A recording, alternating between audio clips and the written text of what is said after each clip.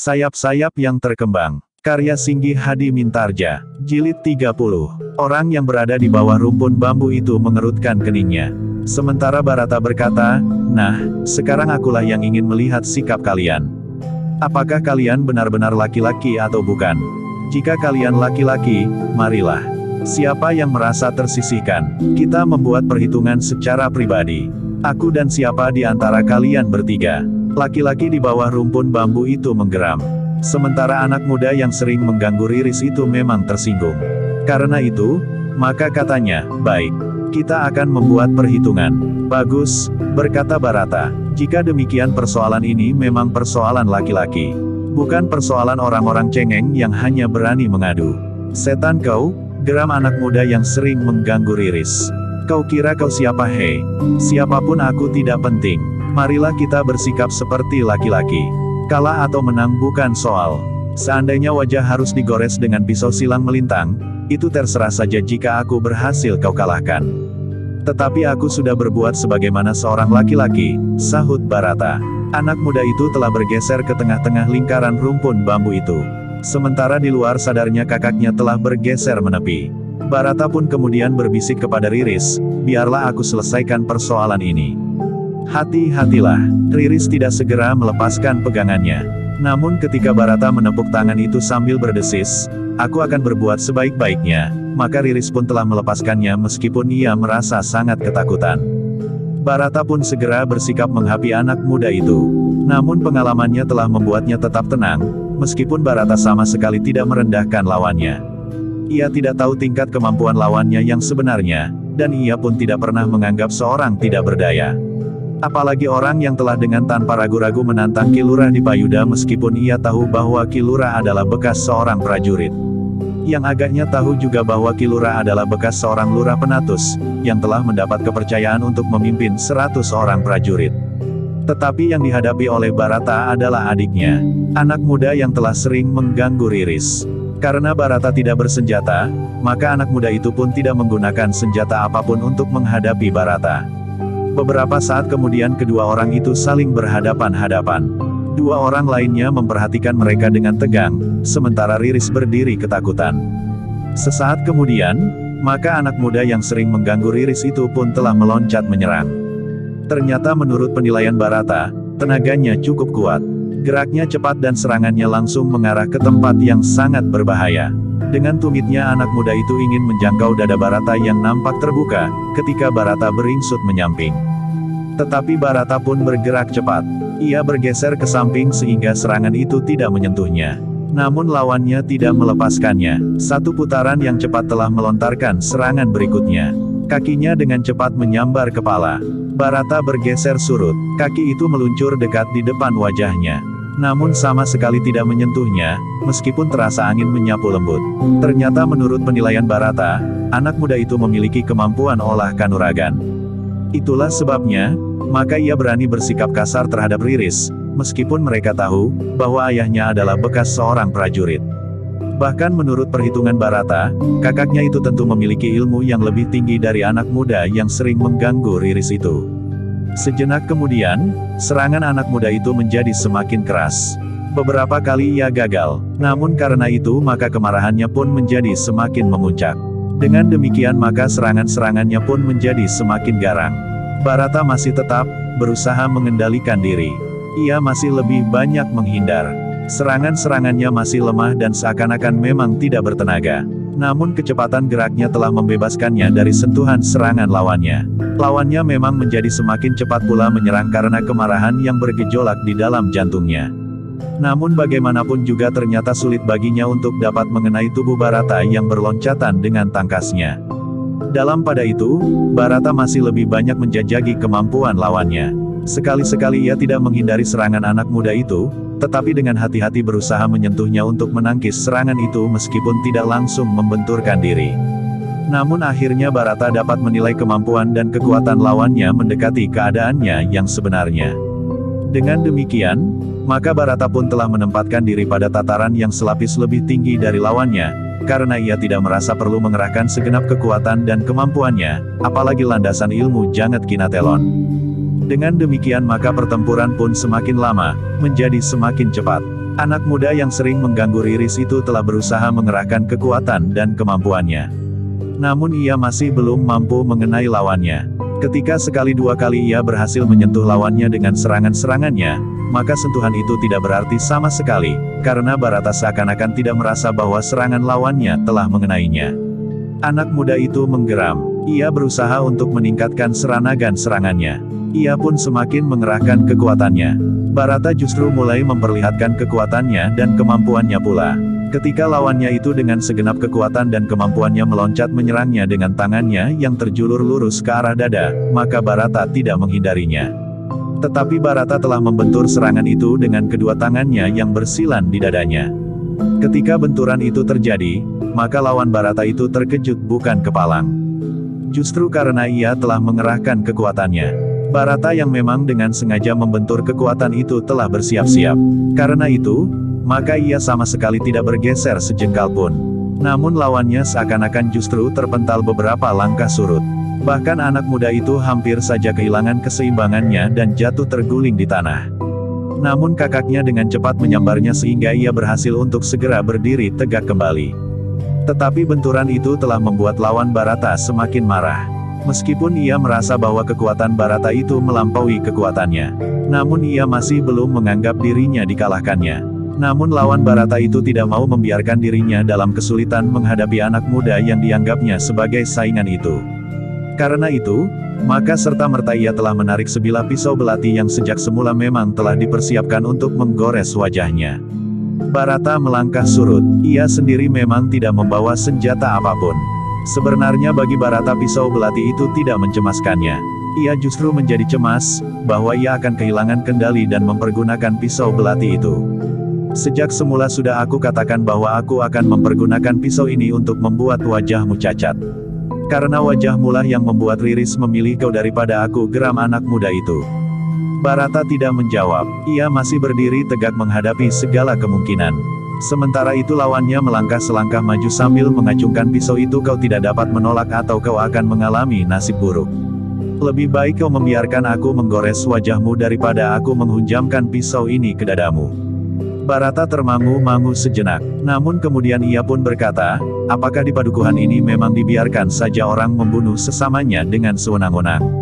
Tidak ada orang yang akan dapat menjadi saksi, geram anak muda itu.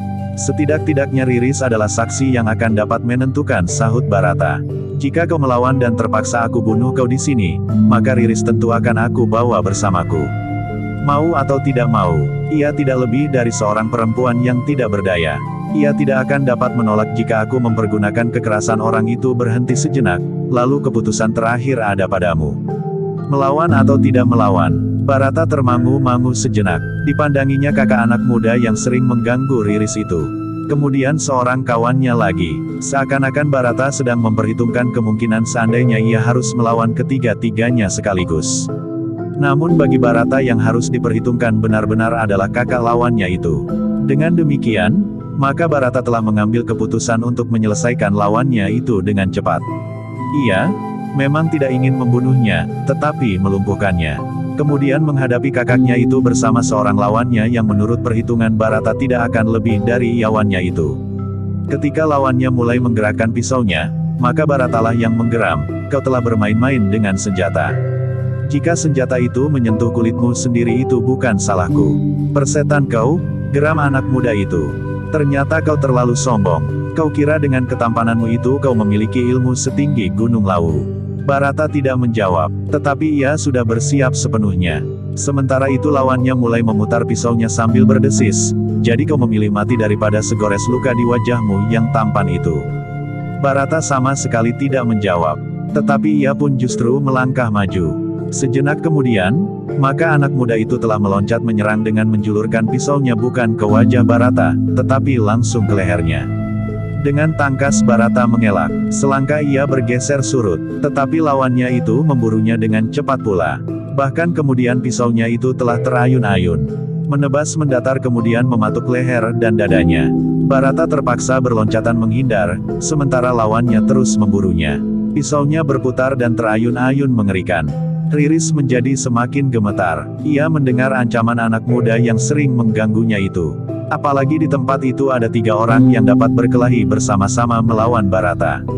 Sementara itu pisau itu akan dapat mengenainya, bahkan dapat membunuhnya, sementara Barata tidak tahu menahu tentang hubungannya dengan anak muda itu sebelumnya.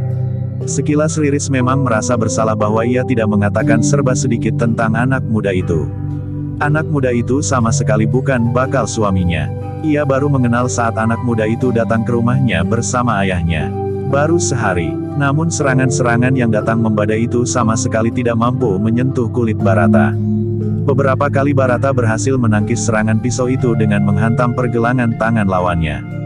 Namun Barata masih juga berusaha menjaga dirinya agar tidak tenggelam ke dalam arus perasaannya. Tetapi ketika lawannya dengan tidak tahu diri menyerangnya semakin deras, maka Barata mulai menjadi muak. Beberapa saat kemudian, ia pun telah berniat untuk mengakhiri perkelahian itu, meskipun dengan demikian akibatnya akan menjadi semakin berat, karena kakak anak muda itu tentu akan turun ke arena. Namun Barata memang tidak mempunyai pilihan lain. Sehingga karena itu, maka ia pun telah mempersiapkan dirinya. Ketika lawannya itu kemudian menyerang dengan garangnya, maka Barata pun dengan kecepatan yang tinggi berloncatan menghindarinya. Bahkan ketika lawannya mengayunkan pisaunya mendatar, Barata sempat berkisar selangkah dan dengan cepat memukul pergelangan tangan lawannya. Demikian kerasnya sehingga terdengar anak muda itu mengadu tertahan. Namun ternyata bahwa ia tidak dapat mempertahankan pisaunya yang tergetar dan bahkan kemudian terlepas dari tangannya, meloncat tinggi. Dengan tangkasnya Barata melenting menyambar pisau yang terlepas itu. Lawannya yang kesakitan di pergelangan tangannya itu meloncat surut. Tetapi Barata tidak melepaskannya. Ketika kakinya kemudian menyentuh tanah, maka ia pun telah meloncat memburu lawannya. Pisau belati di tangannya terjulur ke arah dada lawannya. Satu sentuhan yang keras telah membuat lawannya bukan saja mengadu tertahan, tetapi terdengar anak muda itu berteriak kesakitan. Semua orang yang menyaksikan terhenyak sejenak. Mereka melihat pisau itu terjulur. Kemudian teriak kesakitan. Tetapi ternyata bahwa tidak setitik darah pun yang mengembun dari dada anak muda itu, karena Barata mengenainya dengan tangkainya. Dengan sengaja Barata telah memegang pisau itu terbalik, karena ia memang tidak ingin membunuh lawannya betapapun ia merasa tersinggung oleh sikap dan perbuatannya. Kakak anak muda itu berdiri termangu-mangu. Ia melihat adiknya kebingungan. Sementara itu pisau belatinya telah berada di tangan Barata. Tetapi Barata tidak ingin tetap memegang pisau itu. Jika demikian maka akan mudah baginya kehilangan pengamatan diri dan mempergunakan pisau itu, sehingga akan dapat menimbulkan akibat yang lebih buruk lagi. Karena itu, maka ketika dilihatnya sebatang pohon jambe di sela-sela beberapa rumpun bambu maka ia telah melemparkan pisau itu dan menancap di batang jambe itu. Agak tinggi, sehingga untuk mengambilnya seseorang harus memanjatnya. Wajah kakak anak muda itu menjadi merah. Ia menangkap sikap Barata itu sebagai satu penghinaan. Karena itu, maka ia pun menggeram. Kau terlalu sombong anak muda. Kau kira bahwa kemampuanmu itu cukup tinggi untuk kau jajakan di hadapanku dan adikku. Kau memang dapat menghinakan adikku dengan sikapmu. Kau kira bahwa dengan demikian kami akan menjadi gentar. Apakah perjanjian kita masih berlaku? Bertanya Barata. Perjanjian apa? Geram kakak lawannya itu pula. Persoalan ini adalah persoalan pribadi antara aku dan laki-laki itu. Kita sudah bersepakat untuk menyelesaikan persoalan pribadi ini dengan cara laki-laki. Bahkan aku pun tidak akan menolak untuk dilukainya jika ia memang mampu melukai aku. Bahkan di wajahku. Tetapi ternyata, ia tidak mampu melakukannya, bahkan pisaunya telah diberikan pula kepadaku. Cukup, bentak kakaknya. Jika kau bunuh adikku aku tidak akan menyesalinya. Tetapi justru kau hinakan anak itu. Itu, sama artinya kau telah menghinakan keluargaku. Baik, marilah, kita teruskan pertempuran ini. Aku akan membunuhnya dengan tanganku. Apa kau kira aku tidak akan dapat melakukannya? Jawab Barata. Tidak, kakaknya itu berteriak. Kau sudah menghinanya. Sekarang, kau harus menerima akibatnya. Akulah yang akan menyelesaikan persoalan ini, karena aku adalah orang yang lebih tua daripadanya. Tidak ada hubungannya lagi dengan gadis jalang itu. Tetapi persoalannya adalah persoalan penghinaan. Harga diri dan kewibawaan keluarga kami. Kau kira apa yang kau katakan dan yang akan kau lakukan itu tidak justru menodai harga diri keluargamu? Kau putar balikan alasannya atau kau katakan dengan kalimat apapun, Namun ternyata bahwa kau memang harus tampil membela dan melindungi adikmu yang cengeng itu, jawab Barata. Lalu katanya kemudian, tetapi baiklah. Marilah, aku bersedia melawan siapa saja yang melanggar hakku. Kakak anak muda yang sering mengganggu Riris itu menggeretakkan giginya. Kemarahannya telah memuncak sampai ke ubun-ubunnya. Sambil menggeram, maka orang itu telah melangkah maju. Kemudian, kedua tangannya pun telah diangkatnya bersilang di depan dadanya, kemudian membuka dan ketika ia memiringkan tubuhnya buhnya sambil merendah, kedua tangannya itu pun telah bersiap untuk menyerang. Barata justru melangkah surut, tetapi sejenak kemudian ia pun telah bersiap menghadapi segala kemungkinan. Melihat sikapnya, maka lawannya yang kemudian itu agaknya memiliki kelebihan dari adiknya. Jangan menyesali nasibmu yang buruk, geram orang itu. Kau tahu akibat dari perbuatanmu, sahut Barata. Kau akan mengadu kepada bakal mertuamu. Sudah aku katakan, aku tidak takut meskipun ia bekas seorang prajurit itu memiliki nyawa rangkap atau memiliki ilmu setinggi langit.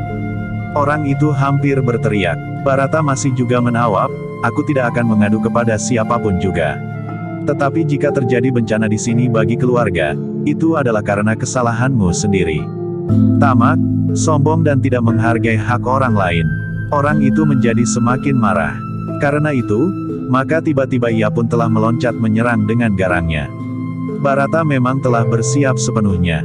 Meskipun hatinya berdesir juga mengalami serangan yang cepat itu, namun ia tepat pada saatnya mampu menghindarinya. Bahkan ketika lawannya memburunya, Barata sempat bergeser dan justru mampu membalas menyerang. Sambil merendah, tangannya terjulur mengarah ke perut lawannya. Namun lawannya pun cepat menggeliat. Serangan Barata juga tidak mengenai lawannya. Sementara itu, kaki lawannya lah yang terayun mendatar, ketika ia berputar bertumpu pada kakinya yang lain. Barata justru telah menjatuhkan dirinya. Dengan cepat kakinya telah menyapu kaki lawannya yang menopang seluruh tubuhnya yang sedang berputar itu. Sapuan yang cepat dan tidak terduga. Lawannya terkejut ketika tiba-tiba saja kakinya itu terhempas. Terdengar ia mengumpat kasar, tetapi ia tidak dapat mencegah dirinya jatuh berguling. Namun dengan cepatnya ia telah melenting berdiri sambil berteriak, "Curang kau!" Barata pun telah berdiri tegak. Dengan nada rendah ia bertanya, "Kenapa? Kau telah menyerang kakiku?" bentak orang itu. "Sejak kapan serangan yang demikian disebut curang?" bertanya Barata. Orang itu tidak menjawab, tetapi ia telah meloncat menyerang pula. Serangan beruntun yang membuat Barata terpaksa meloncat surut untuk mengambil jarak. Tetapi Barata mulai kehilangan kesabarannya. Ia menganggap perang itu tidak berkepentingan langsung dengan Riris. Karena itu maka ia tidak berhak untuk melakukan tekanan seperti itu. Maka telah menjadi keputusan Barata untuk dengan tegas menunjukkan bahwa kemampuan orang itu belum dapat disejajarkan dengan kemampuannya. Ia pun harus mengatakan kepada orang itu, bahwa kemampuannya masih jauh berada di bawah kemampuan Ki Lurah Dipayuda. Dengan demikian maka Barata justru telah meningkatkan kemampuannya. Apalagi lawannya itu memang memiliki ilmu yang lebih tinggi dari adiknya. Sementara Barata berkelahi di antara rumpun-rumpun bambu yang terlindung dari jalan, maka Jangkung Jaladri telah pulang sampai ke rumahnya. Tetapi ia terkejut ketika ia menyadari, bahwa justru adiknya dan Barata belum sampai ke rumah. "Kemana mereka?" bertanya Jangkung kepada ibu dan ayahnya. "Bukankah mereka pergi bersamamu?" desis ayahnya yang ikut menjadi gelisah. Jangkung termangu-mangu sejenak. Namun ia pun teringat bahwa anak muda yang sering mengganggu adiknya berada di pinggir jalan di bawah rumpun bambu ketika mereka berangkat ke pasar. Apakah ada hubungannya dengan anak gila itu? Geram Jangkung Jaladri. "Anak gila yang mana?" bertanya ayahnya. Kepada ayah dan ibunya Jangkung Jaladri telah menceritakan tentang anak muda yang sering mengganggu adiknya. Anak itu berada di pinggir jalan di bawah rumpun bambu ketika Jangkung, Barata dan adiknya pergi ke pasar. Riris memang menjadi ketakutan, tetapi anak itu tidak berbuat apa-apa. Ketika Riris kembali hanya dengan Barata, barangkali anak itu mencoba mempermainkannya, berkata Jangkung. Tetapi Barata bukan anak muda kebanyakan. Ia memiliki kemampuan untuk mengetahui kesulitan jika anak itu mencoba mengganggunya, berkata Ki Lurah Dipayuda. Tetapi jika anak muda itu tidak sendiri, mungkin 2 orang, mungkin 3 orang, mungkin dengan kakaknya yang dibangga-banggakannya itu, sahut Jangkung. "Sebaiknya kau cari mereka," berkata Ki Lurah. Jangkung tidak menjawab lagi. Ia pun dengan serta-merta telah berdiri turun ke halaman. Kemudian dengan tergesa-gesa menelusuri jalan kembali ke pasar. Ia memang menyesal telah meninggalkan adiknya dan Barata berdua saja ketika ia bertemu dengan kawannya. Jangkung ternyata sempat bertanya kepada beberapa orang yang dijumpainya, apakah mereka melihat adiknya bersama seorang anak muda. Seorang penjual makanan yang berkeliling dengan dagangannya yang digendongnya menjadi ragu-ragu ketika Jangkung bertanya kepadanya. "Jangan takut Bibi," desis Jangkung yang telah mengenal perempuan itu. "Aku tidak akan membawa-bawa Bibi ke dalam persoalan apapun." Akhirnya perempuan itu berkata, mereka berbelok ke kebun bambu di belakang rumah di pinggir jalan menuju ke pasar itu. "Nampaknya memang ada sesuatu yang tidak wajar. Tetapi jangan bawa-bawa aku dalam perkaramu anak muda." "Tidak, Bibi, pergilah. Aku mengucapkan terima kasih atas petunjuk Bibi," berkata Jangkung sambil melangkah tergesa-gesa. Dengan petunjuk perempuan itu, maka Jangkung telah mengikuti jalan setapak menuju ke kebun bambu yang rimbun yang memang tidak nampak langsung dari jalan yang menuju ke pasar. Namun sementara itu, ternyata Barata yang menjadi kehilangan kesabarannya itu telah bertempur semakin garang. Kakak dari anak muda yang sering mengganggu Riris itu ternyata tidak mampu mengimbanginya. Justru karena Barata memang ingin segera menyelesaikan perkelahian itu. Ia pun telah menduga bahwa jika Jangkung pulang, sementara Riris belum ada di rumah, maka ia tentu akan menjadi gelisah. Karena itu, maka Barata pun telah mempercepat serangan-serangannya. Tangannya bergerak dalam ayunan yang kuat, mendatar terjulur lurus mengarahkan dada. Kemudian sisi telapak tangannya menebas dengan cepat. Lawannya memang menjadi bingung. Tangan Barata itu seakan-akan telah berkembang. Tidak hanya sepasang, tetapi berpasang-pasang. Sulit bagi lawannya untuk menghindari serangan-serangan yang datang beruntun. Ketika lawan Barata itu meloncat ke samping menghindari patukan tangannya yang terjulur, maka tanpa diduganya, kaki Barata lah yang tiba-tiba menghantam perutnya. Lawannya itu menunduk sambil menahan mual di perutnya. Tetapi tidak ada kesempatan baginya untuk menghindari ayunan tangan Barata yang menyambar tengkuknya. Orang itu terhuyung-huyung hampir terjerembab. Barata telah bersiap untuk menghantam wajah orang itu dengan keras. Tetapi ketika tangan Barata menggapai tengkuknya, ia justru tidak membenturkan kepala itu pada lututnya. Tetapi ia justru telah menahan orang itu sehingga tidak jatuh terjerembab. Tetapi ketika Barata melepaskannya, Barata memang tidak menyangka sama sekali bahwa orang itu telah membenturkan kepalanya ke perutnya dan dengan kedua tangannya memegangi lambungnya dengan kuat. Terasa perut Barata pun menjadi mual. Dorongan kepala itu telah menghilangkan keseimbangannya sehingga keduanya telah jatuh berguling di tanah. Tetapi tangan Barata yang kuat kemudian telah mendorong dagu lawannya yang melepaskan lambungnya dan berusaha mencekiknya. Ketika wajah itu terangkat, maka kaki Barata justru telah menggapainya. Dengan hentakan yang keras, maka orang itu telah terlempar beberapa langkah. Hampir saja kepalanya membentur tonggak-tonggak bambu yang bertebaran di bawah rumpun yang lebat. Barata dengan sigapnya telah meloncat bangkit. Kemarahannya benar-benar telah membakar ubun-ubunnya. Namun Barata terhenyak sejenak, ketika ia melihat kawan dari lawannya telah meloncat menolong lawannya itu. Demikian lawannya itu bangkit, maka mereka berdua telah bersiap untuk bertempur bersama-sama. Tetapi Barata sama sekali tidak menjadi cemas menghadapi mereka berdua. Bahkan ia berharap dengan demikian, persoalannya akan cepat selesai. Sejenak kemudian, maka sebenarnya lah Barata harus bertempur melawan kedua orang lawan. Tetapi keadaan Barata memang lebih baik dari kedua lawannya. Karena keinginannya untuk dengan cepat menyelesaikan perkelahian itu, maka ia pun dengan tidak sengaja telah meningkatkan ilmunya sehingga serangan-serangannya sulit dihindari. Bahkan ketika kakak anak muda yang sering mengganggu Riris itu merasa mendapat kesempatan dan menyerangnya dengan sepenuh tenaga, maka Barata telah membenturnya. Ia sama sekali tidak berusaha untuk menghindar. Namun demikian benturan terjadi, maka lawannya itu telah terlempar beberapa langkah surut. Bahkan kemudian telah kehilangan keseimbangannya dan terjatuh pada lututnya. Sementara itu kawannya telah berusaha untuk menyerangnya pula. Tetapi seperti lawannya yang lain, serangannya telah membentur pertahanan Barata yang kuat, sehingga ia pun telah terpental beberapa langkah pula. Bahkan Barata ternyata telah memburunya dan menyerang dadanya dengan kakinya. Orang itu terbanting jatuh di tanah. Ia menggeliat sambil mengerang. Punggungnya terasa betapa sakitnya, tetapi ia masih juga berusaha untuk bangkit. Barata memang sudah tidak harus bekerja keras. Kedua lawannya sudah menjadi semakin lemah. Meskipun demikian sejenak kemudian Barata masih harus bertempur lagi melawan kedua orang itu. Pada saat yang demikian, Ia sempat melihat anak muda yang sering menggoda Riris, yang dadanya telah menjadi kesakitan karena pukulan Barata dengan tangkai pisau belati ternyata masih juga berusaha untuk berbuat sesuatu. Sambil menyeringai ia mencoba mendekati Riris. Ia ingin menangkap Riris dan menjadikannya taruhan, agar Barata menghentikan perlawanannya.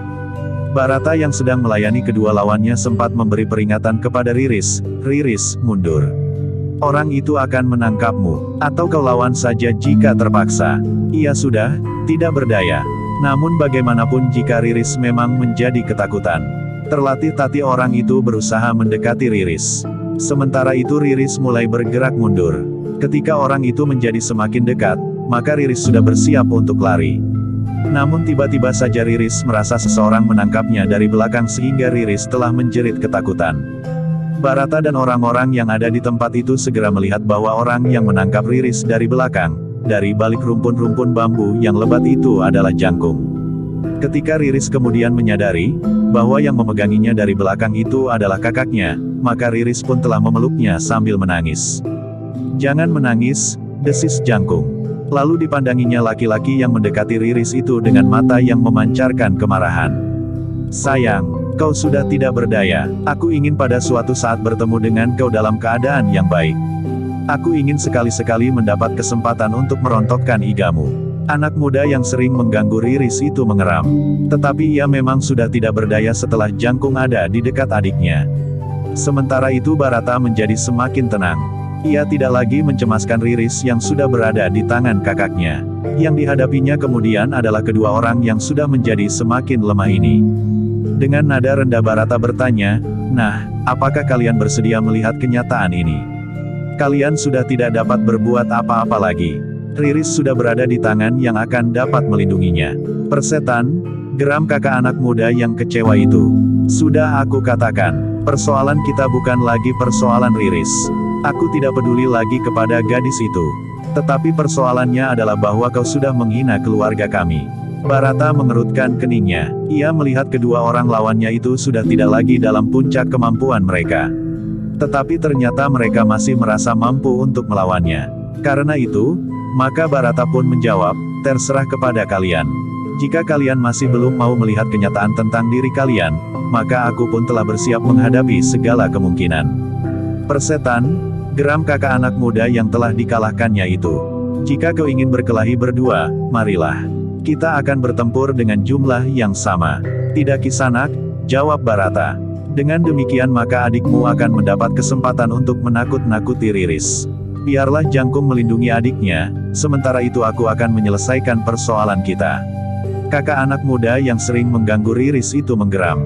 Tetapi ternyata ia tidak menunggu lebih lama lagi. Dengan serta-merta ia telah menyerang Barata. Ia merasa telah mendapat kesempatan untuk beristirahat, sehingga karena itu, ia berharap bahwa tenaganya akan menjadi semakin segar. Namun orang itu telah salah hitung. Ternyata bahwa tenaga Barata masih utuh, sehingga ketika orang itu menyerang, maka Barata telah dengan sengaja tidak menghindarinya. Ia ingin segera menyelesaikan pertempuran itu. Karena itu, maka ketika serangan itu datang, maka Barata justru meloncat menyongsongnya. Satu benturan yang keras telah terjadi. Barata sendiri bergeser selangkah surut. Namun lawannya telah benar-benar terpental. Tidak hanya 1-2 langkah. Tetapi lawannya itu terdorong beberapa langkah surut dan bahkan kemudian telah jatuh berguling di tanah. Demikian kerasnya ia terbanting, sehingga karena itu, maka ia tidak langsung dapat melenting berdiri. Ketika ia mencobanya juga untuk bangkit, maka ia harus menyeringai menahan punggungnya yang kesakitan. Rasa-rasanya tulang-tulangnya telah menjadi retak. Sementara itu, lawannya yang lain berusaha untuk memanfaatkan keadaan. Ketika Barata tergeser selangkah surut, maka ia pun telah meloncat menyerang pula. Satu loncatan panjang dengan tangan terjulur lurus ke arah kening. Tetapi Barata yang tergeser surut itu tidak menjadi kehilangan penguasaan diri. Karena itu, demikian serangan itu datang, maka ia telah bergeser selangkah ke samping, merendah dan dengan cepat menempatkan tangan lawannya yang terjulur itu di atas pundaknya. Satu tarikan yang kuat telah melontarkan lawannya berputar di atas pundaknya. Satu hentakan yang keras telah membanting lawannya itu jatuh pada punggungnya. Terdengar satu teriakan kesakitan. Ketika Barata melepaskan tangannya, maka orang itu telah berguling-guling beberapa kali, karena kesakitan yang amat sangat. Sambil mengadu menahan sakit ia menyeringai sambil memegangi pinggangnya yang bagaikan patah. Kakak anak muda yang sering mengganggu Riris memang sudah berhasil berdiri. Tetapi ia sudah tidak mempunyai kemampuan lagi untuk menyerang. Tulang-tulangannya terasa sakit dan bahkan bagaikan mencuat menusuk kulit dagingnya. Sedangkan kawannya yang seorang lagi masih berbaring kesakitan. Bahkan mengadu tidak henti-hentinya. Jangkung berdiri termangu-mangu. Ia sudah mendengar dari ayahnya bahwa Barata adalah seorang prajurit pilihan. Namun ketika ia melihat sendiri tata geraknya, maka Jangkung benar-benar yakin bahwa Barata adalah prajurit yang jarang ada duanya. Mungkin ayahnya sendiri akan mampu mengimbangi kemampuan itu. Tetapi ayahnya adalah seorang perwira. Ia adalah seorang lurah penatus yang sudah menjalani tugas keprajuritan bertahun-tahun. Sedangkan Barata masih begitu muda. Karena itu jika ia menjadi semakin tua, maka ilmunya tentu akan menjadi semakin mapan. Sejenak Barata berdiri tegang memandangi kedua orang lawannya berganti-ganti. Namun kedua lawannya itu sudah kehilangan kekuatan dan kemampuan untuk melawan. Sebagaimana juga anak muda yang sering mengganggu Riris yang urung berusaha mendekati Riris karena kehadiran Jangkung. Marilah, berkata Barata kepada kedua orang yang kesakitan itu, siapakah yang masih ingin berkelahi? Aku tidak akan meninggalkan tempat ini selagi kalian masih berminat. Tidak seorang pun dari ketiga orang lawannya yang menjawab. Karena itu, maka Barata pun berkata, baiklah. Jika kalian sudah tidak ingin lagi berkelahi, maka pergilah. Bawalah kawanmu yang kesakitan itu, meskipun aku tahu kalian semuanya kesakitan. Setan geram lawannya yang sudah berdiri tegak lagi itu meskipun tulang-tulangnya terasa sakit, jika kau mau pergi, pergilah. Pergilah. Cepat, Barata hampir berteriak. Ia menjadi semakin marah. Degup jantungnya yang sudah mulai mereda, tiba-tiba telah menjadi semakin cepat lagi. Katanya kemudian, dalam keadaan seperti ini, kalian jangan mencoba menyinggung perasaanku. Karena itu, pergilah, cepat. Tetapi kakak anak muda yang sering mengganggu Riris itu masih menjawab, pergi atau tidak pergi, itu adalah urusanku. Barata tiba-tiba telah kehilangan kesabaran. Sekali ia meloncat dengan loncatan panjang. Lawannya tidak menyangka bahwa dengan satu loncatan, Barata dapat menggapainya. Namun tiba-tiba saja terasa telapak tangan Barata itu telah melekat di wajahnya. Satu pukulan telapak tangan yang sangat keras, sehingga orang itu terdorong surut dan wajahnya telah terputar setengah lingkaran. Bukan saja wajahnya yang terkena pukulan itu yang sakit, tetapi juga lehernya yang tiba-tiba saja terputar ke samping. Bahkan kemudian diketahuinya bahwa dua buah giginya telah patah, sehingga darah pun mulai mengalir dari sela-sela bibirnya. Sekali lagi aku peringatkan, pergi dari sini atau aku akan benar-benar kehilangan kesabaran. Aku dapat menyakitimu, membunuhmu atau membuat kau cacat sebagaimana ingin kau lakukan atasku. Barata benar-benar menjadi sangat marah. Getaran suaranya menjadi lebih keras daripada saat-saat ia masih bertempur melawan orang-orang itu. Ternyata kemarahannya itu berpengaruh juga atas lawan-lawannya. Mereka tidak berani menjawab lagi. Bahkan kemudian mereka telah bergeser surut. Anak muda yang sering mengganggu Riris itu telah membantu kawannya yang kesakitan untuk bangkit dan melangkah menjauhi Barata yang sorot matanya menjadi kemerah-merahan karena marah. Sejenak kemudian, maka ketiga orang itu pun telah terlatih-tatih meninggalkan rumpun bambu itu. Mereka bertiga telah menjadi kesakitan. Anak muda yang sering mengganggu Riris itu pun setiap kali menyeringai menahan sakit. Badannya bagaikan terluka di dalam. Tulang-tulang iganya bagaikan berpatahan. Namun mereka bertiga memang harus menyingkir. Jika tidak, agaknya Barata benar-benar tidak akan dapat mengekang dirinya lagi. Ketika ketiga orang itu telah hilang di balik rumpun-rumpun bambu, maka Barata pun telah mendekati Riris yang masih berpegangan kakaknya dengan erat. Bahkan ia masih saja menangis terisak-isak. Semuanya sudah lewat, desis Barata. Marilah kita pulang. Terima kasih Barata, desis Jangkung. Kakang seharusnya tidak meninggalkan aku sendiri, tangis Riris di sela-sela isaknya. Bukankah kau juga tidak sendiri, Riris? Bukankah kau bersama dengan Barata yang telah menyelamatkanmu? Sahut Jangkung Jaladri. Tetapi Riris menjawab, seharusnya Kakang menemani aku sampai ke rumah. Aku minta maaf Riris. Aku tidak mengira bahwa hal seperti ini akan terjadi. Aku tidak mengira bahwa mereka menjadi gila justru di siang hari, di hari pasaran lagi, saat-saat jalan menjadi lebih ramai, jawab kakaknya. Mereka mendorong aku memasuki kebun bambu yang luas ini Kakang, jawab Riris. Sudahlah. Ternyata kau selamat. Kita semua harus mengucapkan terima kasih kepada Barata. Aku, kau, ayah dan ibu, berkata Jangkung kemudian. Riris tidak berbicara lagi, La pun menyadari. Jika ia masih saja menyalahkan Jangkung, Barata akan dapat tersinggung. Seakan-akan ia tidak bertanggung jawab sama sekali di saat-saat keadaan menjadi gawat. Dalam pada itu, maka sekali lagi Barata telah mengajak mereka untuk meninggalkan tempat itu. Marilah, ajak Jangkung pula. Kita pulang. Usap air matamu agar tidak menjadi tontonan orang di sepanjang jalan. Demikianlah, sejenak kemudian, maka mereka bertiga telah bersiap-siap untuk meninggalkan tempat itu. Barata pun telah membenahi pakaiannya yang menjadi kotor. Bahkan basah keringatnya telah mengikat debu pada pakaiannya itu. Riris telah mengusap air matanya dan membenahi pakaiannya pula, sehingga dengan demikian maka mereka tidak lagi terlalu menarik perhatian. Di perjalanan pulang ketiganya hampir tidak berbicara apapun juga. Jika kawan-kawan Jangkung bertemu dan menyapanya, Jangkung memang berusaha untuk dapat tertawa. Tetapi adiknya selalu menundukkan kepalanya. Demikian mereka sampai di rumah, maka Riris langsung memeluk ibunya. Sekali lagi ia menangis. Sementara Jangkung berkata, "Sudah Riris. Berulang kali kau menangis. Semuanya sudah lewat. Apa yang terjadi?" bertanya Ki Lurah Dipayuda. Ketika Riris kemudian diajak ibunya masuk ke dalam biliknya, maka Jangkung dan Barata sempat berbicara dengan Ki Lurah Dipayuda. Jangkung yang tidak melihat semua peristiwa minta agar Barata sajalah yang menceritakannya. Barata memang telah bercerita dari awal sampai Jangkung datang. Memang ada beberapa tuduhan yang tidak dikatakannya karena terhalang oleh perasaannya. Barata tidak mengatakan bahwa orang-orang yang menghentikannya itu menuduhnya bakal suami Riris. Di ruang dalam Riris pun bercerita kepada ibunya. Tetapi ia lebih banyak menyalahkan kakaknya yang meninggalkannya sendiri. "Bukankah kau tidak sendiri?" bertanya ibunya. "Sendiri?" jawab Riris. "Bukankah kau bersama Angger Barata?" bertanya ibunya pula. "Tetapi aku belum begitu mengenalnya," jawab Riris. "Meskipun demikian ia sudah membebaskanmu dari tangan orang-orang itu," berkata ibunya. "Kau harus berterima kasih kepadanya. Ia telah mempertaruhkan keselamatannya sendiri untuk melindungimu."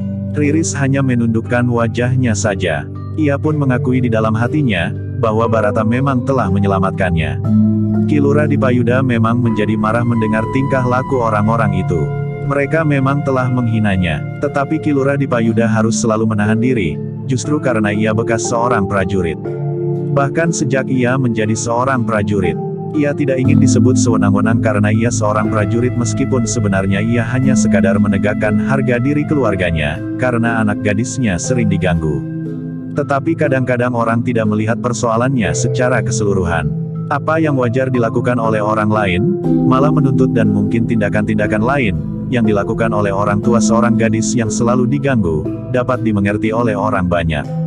Tetapi jika hal itu dilakukannya justru karena ia seorang prajurit, maka persoalannya akan berbeda. Ia akan dapat disebut sewenang-wenang dan mempergunakan kesempatan kedudukannya, tanpa menilai persoalannya secara utuh. Bukankah seorang prajurit juga memiliki nalar dan budi sebagaimana orang lain? Berkata Ki Lurah Dipayuda di dalam hatinya. Kemudian, jaga perasaan, dan harga diri. Namun sejauh mungkin Ki Lurah Dipayuda masih berusaha untuk menahan diri. Jika persoalannya memang sudah dianggap selesai, maka Ki Dipayuda pun akan menganggapnya selesai. Tetapi jika mereka bertindak lebih jauh lagi, maka apa boleh buat, berkata Ki Lurah itu kepada diri sendiri. Demikianlah, maka Jangkung Jaladri pun telah mengajak Barata untuk beristirahat di Serambi Gandok. Dengan nada rendah ia berkata, "Aku memang menyesal telah menyulitkanmu. Untunglah bahwa kau memiliki bekal untuk mengatasi kesulitan itu. Seandainya bukan kau, maka aku tentu akan lebih merasa bersalah."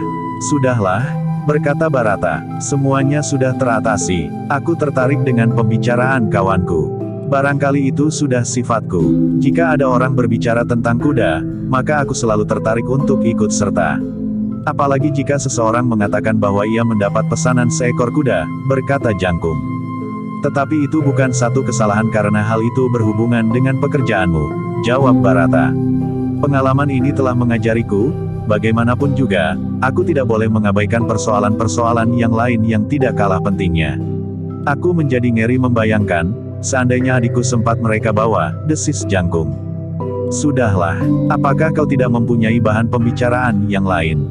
Sekarang, ceritakan tentang kuda-kudamu atau barangkali kau telah mendapat pesanan baru atau kuda yang akan kau bawa kepada Kitu Menggung itu akan kau jual lebih dahulu. Potong Barata. Jangkung termangu-mangu. Namun kemudian katanya, kita pergi ke sawah. Kita lihat orang-orang yang bekerja di sawah.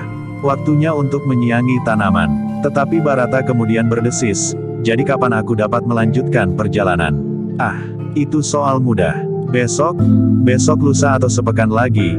Bukan soal, jawab Jangkung yang kemudian menarik tangan Barata. Barata tidak dapat menolak. Ia pun kemudian telah bangkit pula dan turun ke halaman. Namun Jangkung kemudian berdesis, aku akan minta diri kepada ayah, agar ayah tidak mencari kita. Sejenak kemudian Jangkung berlari masuk rumah. Namun sebentar kemudian, ia pun telah kembali lagi ke halaman dan bersama-sama dengan Barata keluar dari halaman menuju ke sawah. Sementara itu, Riris telah berada di dapur. Tetapi ia nampak selalu gelisah sehingga ibunya pun kemudian berkata, jika badanmu terasa kurang enak, beristirahatlah Riris. Biarlah ibu dan para pembantu menyelesaikan pekerjaan di dapur. Sebentar lagi, kita memang harus mengirimkan makanan untuk orang-orang yang bekerja di sawah. Tetapi ibu akan menyelesaikannya. Riris termangu-mangu sejenak. Namun ibunya memang sudah dibantu oleh beberapa orang perempuan untuk menyiapkan makan dan minuman bagi orang-orang yang bekerja di sawah, serta bagi keluarga mereka. Karena itu, maka Riris pun kemudian telah meninggalkan dapur dan turun ke halaman belakang. Di halaman belakang Riris melihat seorang gadis pembantu di rumahnya yang umurnya sebaya dengan umur Riris. Hubungan mereka pun ternyata sangat akrab, karena gadis itu seakan-akan telah menjadi keluarga sendiri di rumah itu. Ketika Riris melihat gadis itu sedang sibuk membersihkan beras yang akan ditanak, maka Riris pun telah mendekat. Marilah, aku bantu, berkata Riris. Tidak terlalu tergesa-gesa, jawab Winnie, gadis itu. Lalu katanya, beras ini akan ditanak nanti sore. Untuk siang ini, bukankah nasi sudah hampir masak? Sebentar lagi, Setra akan membawa makanan dan minuman ke sawah. Riris tidak menjawab, tetapi ia pun kemudian duduk di dekat Winnie. Sesuatu baru saja terjadi, tiba-tiba saja Riris berdesis. Apa? Bertanya Winnie. Tetapi kau berjanji, bertanya Riris. Berjanji apa? Tiba-tiba saja kau minta aku untuk berjanji, desis Winnie. Riris tersenyum. Katanya, jangan marah Winnie. Ah, tentu aku tidak marah. Tetapi aku menjadi bingung, jawab Winnie. Duduklah. Bukankah beras itu baru akan ditanak sore nanti setelah matahari turun? Bertanya Riris. Ya, jawab Winnie. Nanti aku bantu membersihkannya, berkata Riris. Ya, dan sekarang apa? Winnie menjadi tidak sabar. Riris justru tertawa. Katanya tunggu, aku baru bersiap-siap untuk menceritakan sesuatu. Tetapi kau berjanji untuk tidak mengatakan kepada siapapun. Rahasia, bertanya Winnie. Ya, rahasia sekali, jawab Riris. Apakah akan ada perang lagi? Bertanya Winnie dengan cemas. Perang itu adalah rahasia ayah, jawab Riris. Jadi rahasia apa? Bertanya Winnie semakin ingin tahu. Rahasia pribadi. Jika kau mengatakan rahasia ini kepada orang lain, maka aku akan menjadi malu sekali. Mungkin aku akan pergi dari rumah ini untuk selama-lamanya, berkata Riris. Ah, jangan mengada-ada Riris. Baiklah, aku berjanji untuk tidak mengatakan rahasia pribadi itu kepada siapapun. Tidak kepada bapak dan ibuku. Tidak kepada saudara-saudaraku, janji Winnie. Dan tidak kepada Dira, sambung Riris. Kenapa Dira? Bertanya Winnie. Bukankah Dira bakal suamimu? Bertanya Riris. Ah, siapakah yang mengatakannya? Wajah Winnie menjadi merah. Semua orang mengatakan bahwa besok 2 pekan lagi, orang tua Dira akan datang ke rumahmu untuk melamarmu bagi Dira, jawab Riris. Tiba-tiba saja Winnie telah mencubit lengan Riris. Kau nakal sekali. Itu hanya dongeng anak-anak yang tidak mempunyai pekerjaan. Sore hari di sudut padukuhan mereka saling berkelakar, saling mengganggu, dan dongeng itu tersebar dari mulut ke mulut, berkata Winnie sambil bersungut. Tetapi Riris berkata, bagaimana jika hal itu aku dengar dari orang lain? Bukan dari anak-anak nakal yang sering duduk-duduk di sudut padukuhan. Bahkan Kakang Jangkung tidak pernah mengatakannya. Siapa? Bertanya Winnie. Ibumu? Jawab Riris. Elbu. Bertanya Winnie. Ibumu bercerita kepada ibuku. Adalah kebetulan jika aku mendengarnya. 2 pekan lagi, Kau akan dilamar orang, berkata Riris sambil cepat-cepat bangkit ketika tangan Winnie sudah terlanjur ke lengannya. Tetapi Winnie tidak dapat mengejarnya karena di pangkuannya terletak sebuah tampah berisi beras yang sedang dibersihkannya dari 1-2 butir pasir yang tercampur ke dalamnya serta sisa-sisa gabuh yang belum terkelupas. Kau memang nakal Riris. Awas, aku akan mengatakan rahasia itu kepada semua orang, berkata Winnie. Rahasia apa? Aku belum mengatakan kepadamu, jawab Riris. Winnie menarik napas dalam-dalam, lalu katanya, baiklah, duduklah, ceritakan rahasia itu kepadaku, dan kau akan menceritakannya kepada semua orang, jawab Riris yang masih berdiri. Tidak, Winnie berjanji aku tidak akan mengatakan kepada siapapun juga. Kau bohong? Desis Riris. Kita bertaruh. Jika aku bohong, potong 3 helai rambutku, berkata Riris. Tidak mau. Buat apa 3 helai rambut, jawab Riris. Baiklah Riris, aku mengaku. Beberapa saat lagi orang tua Kakang Dira akan datang ke rumahku. Aku akan dilamarnya dan sekitar 2-3 bulan lagi kami akan kawin. Tetapi semua persoalan bukan persoalanku. Aku tinggal mendengar ayah dan ibu memberitahu kepadaku, bahwa aku akan dilamar orang. Yang akan melamar adalah Dira, berkata Winnie. Nah, kenapa kau berbohong? Bertanya Riris. Ketika aku bertemu Dira di tanggul sungai sehabis mencuci pakaian, sikapnya sudah lain. Ia tidak lagi seramah biasanya. Agaknya ia pun telah diberitahu oleh orang tuanya, sehingga kami justru berusaha mencari simpangan. Tetapi karena kami masing-masing tidak menemukannya, maka kami terpaksa berpapasan dengan kepala menunduk. Wajah ini rasa-rasanya menjadi panas, justru Winnie telah bercerita. Aku tahu, berkata Riris. Apa yang kau ketahui? Bertanya Winnie. Kau bercerita untuk memancing ceritaku, berkata Riris sambil tertawa. Tiba-tiba saja Winnie telah meletakkan tampah di pangkuannya. Begitu tiba-tiba, kemudian bangkit dan mengejar Riris yang terlambat berlari, sehingga Winnie berhasil menangkapnya.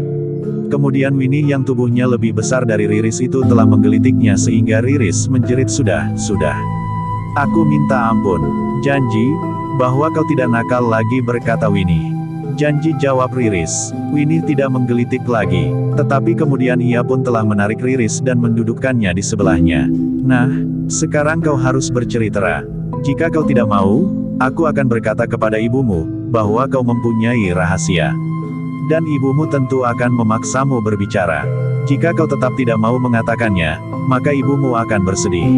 Ancam Winnie. Jangan, minta Riris. Jika kau mengatakan kepadaku, aku tidak akan mengatakannya kepada siapapun, janji Winnie. Riris menarik nafas dalam-dalam. Kemudian katanya, jika kau katakan rahasia ini kepada orang lain, maka aku tidak akan kau temui di rumah ini lagi. Ah, kau tidak usah berkata seperti itu, sahut Winnie. Asal saja kau tahu, sahut Riris. Winnie tidak menjawab. Ia memang ingin sekali tahu rahasia yang disebut oleh Riris. Karena Winnie tidak menjawab, maka Riris pun kemudian telah bercerita, bahwa ia telah dicegat oleh seseorang dan dibawa ke bawah rumpun bambu di belakang jalan menuju ke pasar. Kemudian diceritakannya bagaimana ia telah dibebaskan oleh Barata, tamu ayahnya itu, sebelum kakaknya Jangkung Jaladri datang. Bukankah itu bukan rahasia? Bertanya Winnie. Bukankah kakakmu tahu dan bukankah mereka akan menyampaikannya kepada ayah dan ibumu? Iya, tetapi rahasia itu bukan itu, jawab Riris. Lalu apa? Bertanya Winnie. Riris termangu-mangu sejenak. Namun kemudian katanya, anak muda yang mencegatku itu menuduh Barata itu bakal suamiku. Hei, Winnie bertanya. Tetapi Riris tidak mau mengulang lagi. Tiba-tiba saja ia menunjuk.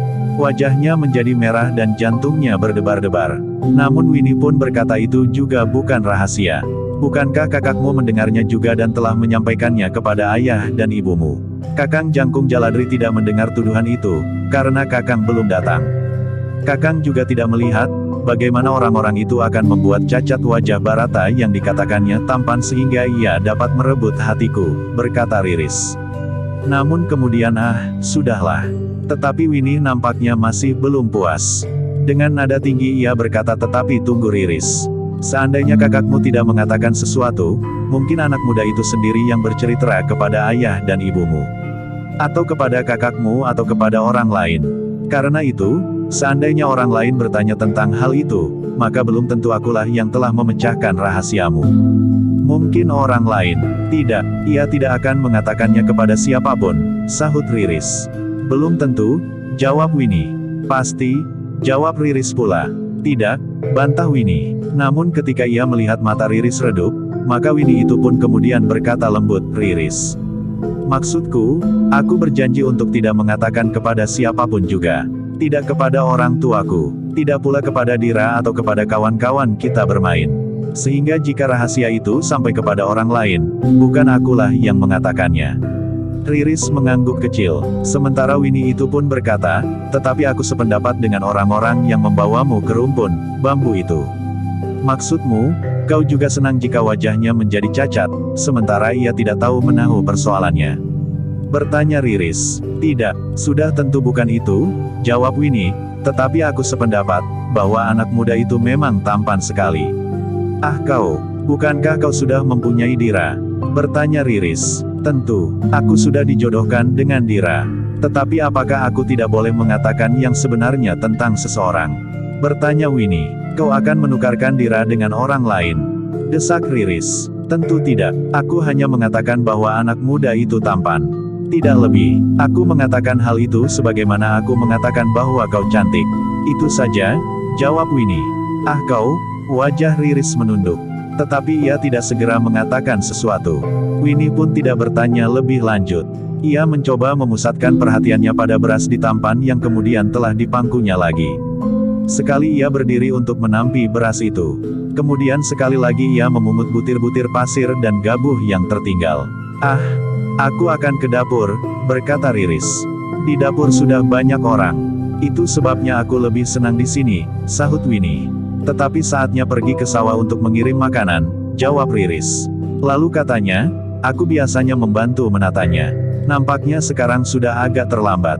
Riris pun kemudian bangkit berdiri sambil berkata, nanti aku kembali. Ketika Riris masuk ke dapur, ibunya memang sedang sibuk mengatur makanan dan minuman sehingga keringatnya membasahi keningnya. Sementara yang lain masih menyelesaikan pekerjaan yang lain. Menyiapkan lauk pauk dan sayur. Riris pun kemudian telah membantu ibunya, karena ia tahu bahwa ibunya sudah menjadi gelisah, karena Setra yang sering membawa makanan ke sawah sudah berjalan hilir mudik di muka pintu dapur. Duduklah Setra, minta ibunya. Jika kau hilir mudik saja di muka pintu kami justru menjadi bingung. Tetapi Setra pun sudah gelisah pula. Jika terlambat, maka orang-orang di sawah itu menyalahkannya. Mereka tidak berani menyalahkan Nyi Lurah di Payuda. Namun akhirnya semuanya telah siap. Nasi yang masih panas, sayur yang juga masih panas dan minuman yang panas juga. Hati-hati, berkata Ibu Riris. Kau tidak perlu tergesa-gesa, nanti tumpah. Jangkung dan Barata juga ada di sawah. Mungkin mereka akan ikut makan juga bersama orang-orang yang sedang menyiangi sawah dan memperbaiki pematang. Namun tiba-tiba saja Riris bertanya, apakah aku ikut membantu membawa makanan ke sawah? Ibunya mengerutkan keningnya, namun ia menjawab, jangan Riris. Sebaiknya kau tetap berada di rumah. Jika kau pergi hanya dengan Setra, maka kemungkinan yang lebih buruk akan dapat terjadi atasmu di jalan. Mungkin di ujung padukuhan atau mungkin di bulak sebelah. Riris mengangguk. Katanya, ya ibu, aku mengerti. Karena itu, maka seperti biasanya Setra pergi sendiri dengan membawa tenong susun di atas kepalanya. Ia melangkah berhati-hati, sementara sebelah tangannya menjinjing gendi yang besar, yang lehernya masih sedikit panas, karena wedang jahe di dalamnya masih juga hangat. Demikian Setra keluar dari dapur, maka Ibu Riris pun menarik napas dalam-dalam sambil duduk di amben di muka pintu. Udara yang bertiup dari halaman samping terasa sejuk mengipasi tubuhnya yang basah oleh keringat. Kita memang sudah terlambat mulai, berkata Ibu Riris itu. Ya, jawab Riris yang kemudian duduk di sampingnya. Kau tidak beristirahat Riris, kau memerlukan ketenangan, berkata ibunya. Aku bersama Winnie di luar ibu. Winnie sedang membersihkan beras, jawab Riris. Ibunya mengangguk-angguk. Jika Riris sempat melakukan sesuatu, maka ia akan dapat menyingkir dari kegelisahannya karena sikap anak muda yang tidak tahu adat itu. Namun ibunya masih juga bertanya, sekarang kau akan berbuat apa? Beristirahat atau kembali kepada Winnie atau apa? Riris termangu-mangu sejenak. Karena ia tidak segera menjawab maka ibunya telah berkata, atau sediakan saja makan siang ayahmu. Kita akan makan bersama-sama. Kakakmu dan tamu ayahmu itu agaknya akan ikut makan di sawah. Bagi Barata, tentu merupakan hal yang sangat menarik. Karena itu, kita akan makan bertiga saja bersama ayahmu. Riris mengerutkan keningnya. Ia tidak menjawab. Namun Riris itu pun segera mempersiapkan mangkuk dan kelengkapan makan bagi mereka bertiga dan mengaturnya di ruang dalam. Ibunya telah membawa nasi di dalam ceting bambu serta sayur dan lauk pauknya. Ki Lurah tidak pernah melupakan sambal terasi tetapi tidak begitu pedas. Beberapa saat kemudian, mereka bertiga telah duduk di ruang tengah, di sebuah amben yang besar untuk makan bersama. Tidak seperti hari sebelumnya, Riris yang merasa segan untuk makan bersama tamu ayahnya. Hari itu ia justru merasakan satu perasaan yang aneh, bahwa Barata tidak makan bersama mereka siang itu. Sementara itu, Barata dan Jangkung yang berada di sawah telah ikut membantu para pekerja yang sedang menyiangi tanaman serta memperbaiki pematang dan tanggul parit yang semakin aus. Sebelum tanggul itu putus, maka Ki Lurah Dipayuda telah mengupah beberapa orang untuk memperbaikinya sekaligus menyiangi rumput yang tumbuh semakin besar. Ketika matahari sudah terlalu tinggi, terasa orang-orang yang bekerja itu menjadi gelisah. Barata dan Jangkung yang datang ke sawah, demikian mereka mendekat, orang-orang itu tiba-tiba saja telah bersorak. Tetapi kemudian seseorang berkata, "Oh, ternyata Jangkung tidak membawa apa-apa." "Hei, kenapa?" bertanya Jangkung. "Tidak apa-apa," jawab orang itu. Tetapi yang lain menjawab, "Matahari itu terlalu cepat berjalan." Jangkung akhirnya mengerti maksud orang-orang itu. Karena itu sambil tertawa ia berkata, "Hari ini, semuanya tertunda. Salahnya ayam jantan yang tadi pagi terlambat berkokok. Sehingga kami semuanya terlambat bangun. Ibu dan pembantu-pembantunya yang menyiapkan makan dan minum kalian juga terlambat bangun sehingga terlambat pergi ke pasar." Karena Jangkung berteriak sambil tertawa, maka orang-orang itu pun tertawa juga. Seorang di antara mereka berkata, "Jangkung, sejak kapan pematang sawahmu meliuk-liuk?"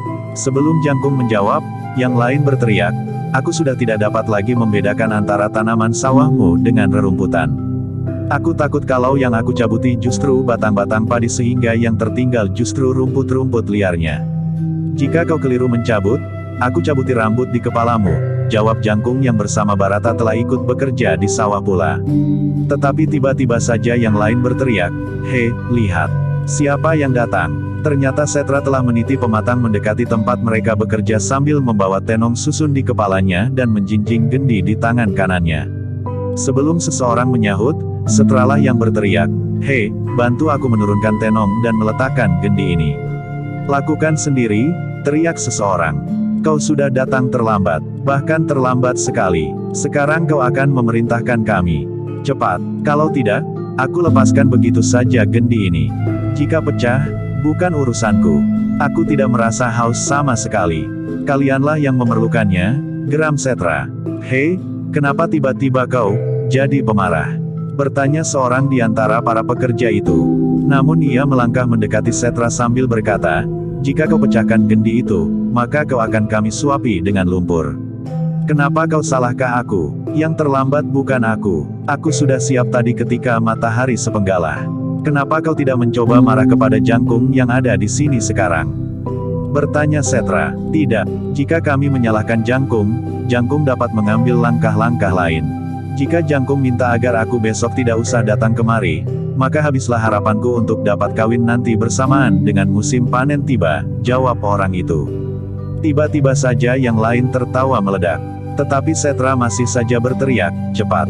Aku sudah capek sekali." Orang yang mendekatinya itu akhirnya menerima gendi itu sambil berdesis, "Ah, jangan menangis. Biar Jangkung saja yang menangis. Awas kau, aku bawa kembali saja tenong susun ini," geram Setra. Sekali lagi terdengar suara tertawa meledak. Namun Jangkung telah mendekatinya dan membantu menurunkan tenong susun yang ada di kepala Setra. Ternyata Jangkung dan Barata yang ikut makan bersama-sama dengan orang-orang yang bekerja di sawah itu mempunyai keasyikan tersendiri. Setelah mereka bekerja dengan punggung yang disengat panasnya matahari pagi sampai mencapai puncaknya, serta kaki yang terbenam dalam lumpur, mereka duduk di pematang tanpa mencuci muka dan kaki, makan sambil berkelakar serta minum dari gendi yang besar berganti-ganti. Barata yang sudah lama tidak berada di sawah, rasa-rasanya telah mengenang kembali satu kehidupan yang dialaminya baik di tanah perdikan semboyan maupun di padepokan kecilnya. Namun dengan demikian, tiba-tiba kegelisahannya tentang tanah perdikannya telah mengusik perasaannya. Namun dalam kelakar yang riuh, untuk sementara Barata berhasil melupakannya. Ia larut dalam kegembiraan anak-anak muda sebayanya yang sedang beristirahat setelah bekerja keras. Bahkan kedatangan makanan dan minuman yang agak terlambat itu telah membuat mereka semakin bernafsu untuk makan sekenyang-kenyangnya dan minum sepuas-puasnya. "Hei, kenapa kau tidak makan bersama kami, Setra?" bertanya salah seorang di antara mereka. "Makan sajalah lebih dahulu," jawab Setra. "Jika kurang, aku dapat makan di rumah nanti." Namun yang lain berkata, "Masih cukup banyak untuk kau makan bersama kami sekarang. Mari, jangan malu-malu." Lode rebung dan rempeyek udang dan wader pari. Jangkung yang tertawa juga berkata, "Marilah Setra. Masih cukup. Daripada kau bawa pulang lebih baik makan saja bersama kami." Setra memang ragu-ragu. Ia melangkah mendekat. Tetapi ketika ia melihat bahwa nasi memang masih cukup, demikian pula sayur dan lauknya, maka ia pun telah ikut makan bersama dengan orang-orang yang bekerja di sawah itu. "Jika sampai di rumah Nyi Lurah minta kau makan lagi, itu adalah kentunganmu," berkata seorang kawannya yang bertubuh gemuk dan makan paling banyak di antara mereka. "Kau kira perutku rangkap?" jawab Setra. "Jika di sini aku sudah kenyang, apakah sampai di rumah, aku begitu tiba-tiba menjadi lapar?" "Kau marah lagi?" bertanya anak yang gemuk itu. "Tidak, buat apa aku marah?" Setra bersungut-sungut. Namun Jangkung kemudian menggamitnya sambil menuding segulung gembrot sembukan. "Hei, kau tidak suka gembrot sembukan?" Setra tidak menjawab. Dipandanginya gulungan-gulungan lauk yang dibungkus dengan daun pisang itu. Namun tangannya pun kemudian telah menyambarnya. Sementara Jangkung dan Barata makan sambil berkelakar sehingga tidak terasa teriknya matahari membakar kulit, di rumah Riris makan bersama dengan ayah dan ibunya dalam suasana yang berbeda. Ayahnya yang mengerti bahwa Riris tidak senang jika ayahnya menyinggung tentang peristiwa yang dialaminya pagi tadi, sama sekali tidak mengucapkannya. Ayahnya berbicara tentang hal-hal yang lain, yang menyangkut kehidupan mereka sehari-hari. Namun berbeda dengan biasanya, Riris telah menjadi pendiam. Ia lebih banyak merenung. Tidak banyak yang dikatakannya, meskipun ibunya telah membicarakan rencana untuk memperluas dapur yang terasa sempit. Tetapi ayah dan ibunya menghubungkan sikap Riris itu dengan sikap anak muda yang telah menakut-nakutinya itu. Bahkan nampaknya anak muda itu dengan sungguh-sungguh ingin melukai wajah Barata. Karena itu, maka ayah dan ibunya berusaha untuk tidak mengungkit perasaan anak gadisnya. Riris memang masih dibayangi oleh peristiwa itu. Bulu-bulunya masih terasa bergetar jika ia sempat membayangkan apa yang telah terjadi di bawah rumpun bambu itu. Jika saja anak muda yang bernama Barata itu tidak mampu mengalahkan lawan-lawannya, lalu apa yang terjadi dengan dirinya? Dengan demikian maka suasana di rumah Ki Lurah itu terasa lengang. Setelah membenahi perangkat yang dipergunakan untuk makan siang, maka Riris telah menjenguk ke belakang dapur.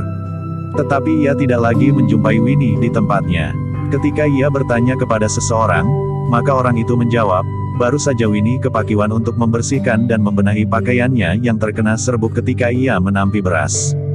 "Apakah Winnie belum makan?" bertanya Riris. "Belum, agaknya ia baru akan makan di dapur," jawab orang itu. Sebenarnya lah sejenak kemudian Riris melihat Winnie menuju ke pintu dapur. Ketika ia kemudian melangkah masuk, maka ia pun bertanya, "Kau sudah makan Riris?" "Baru saja, mengantarkan ayah dan ibu makan," jawab Riris. "Makanlah.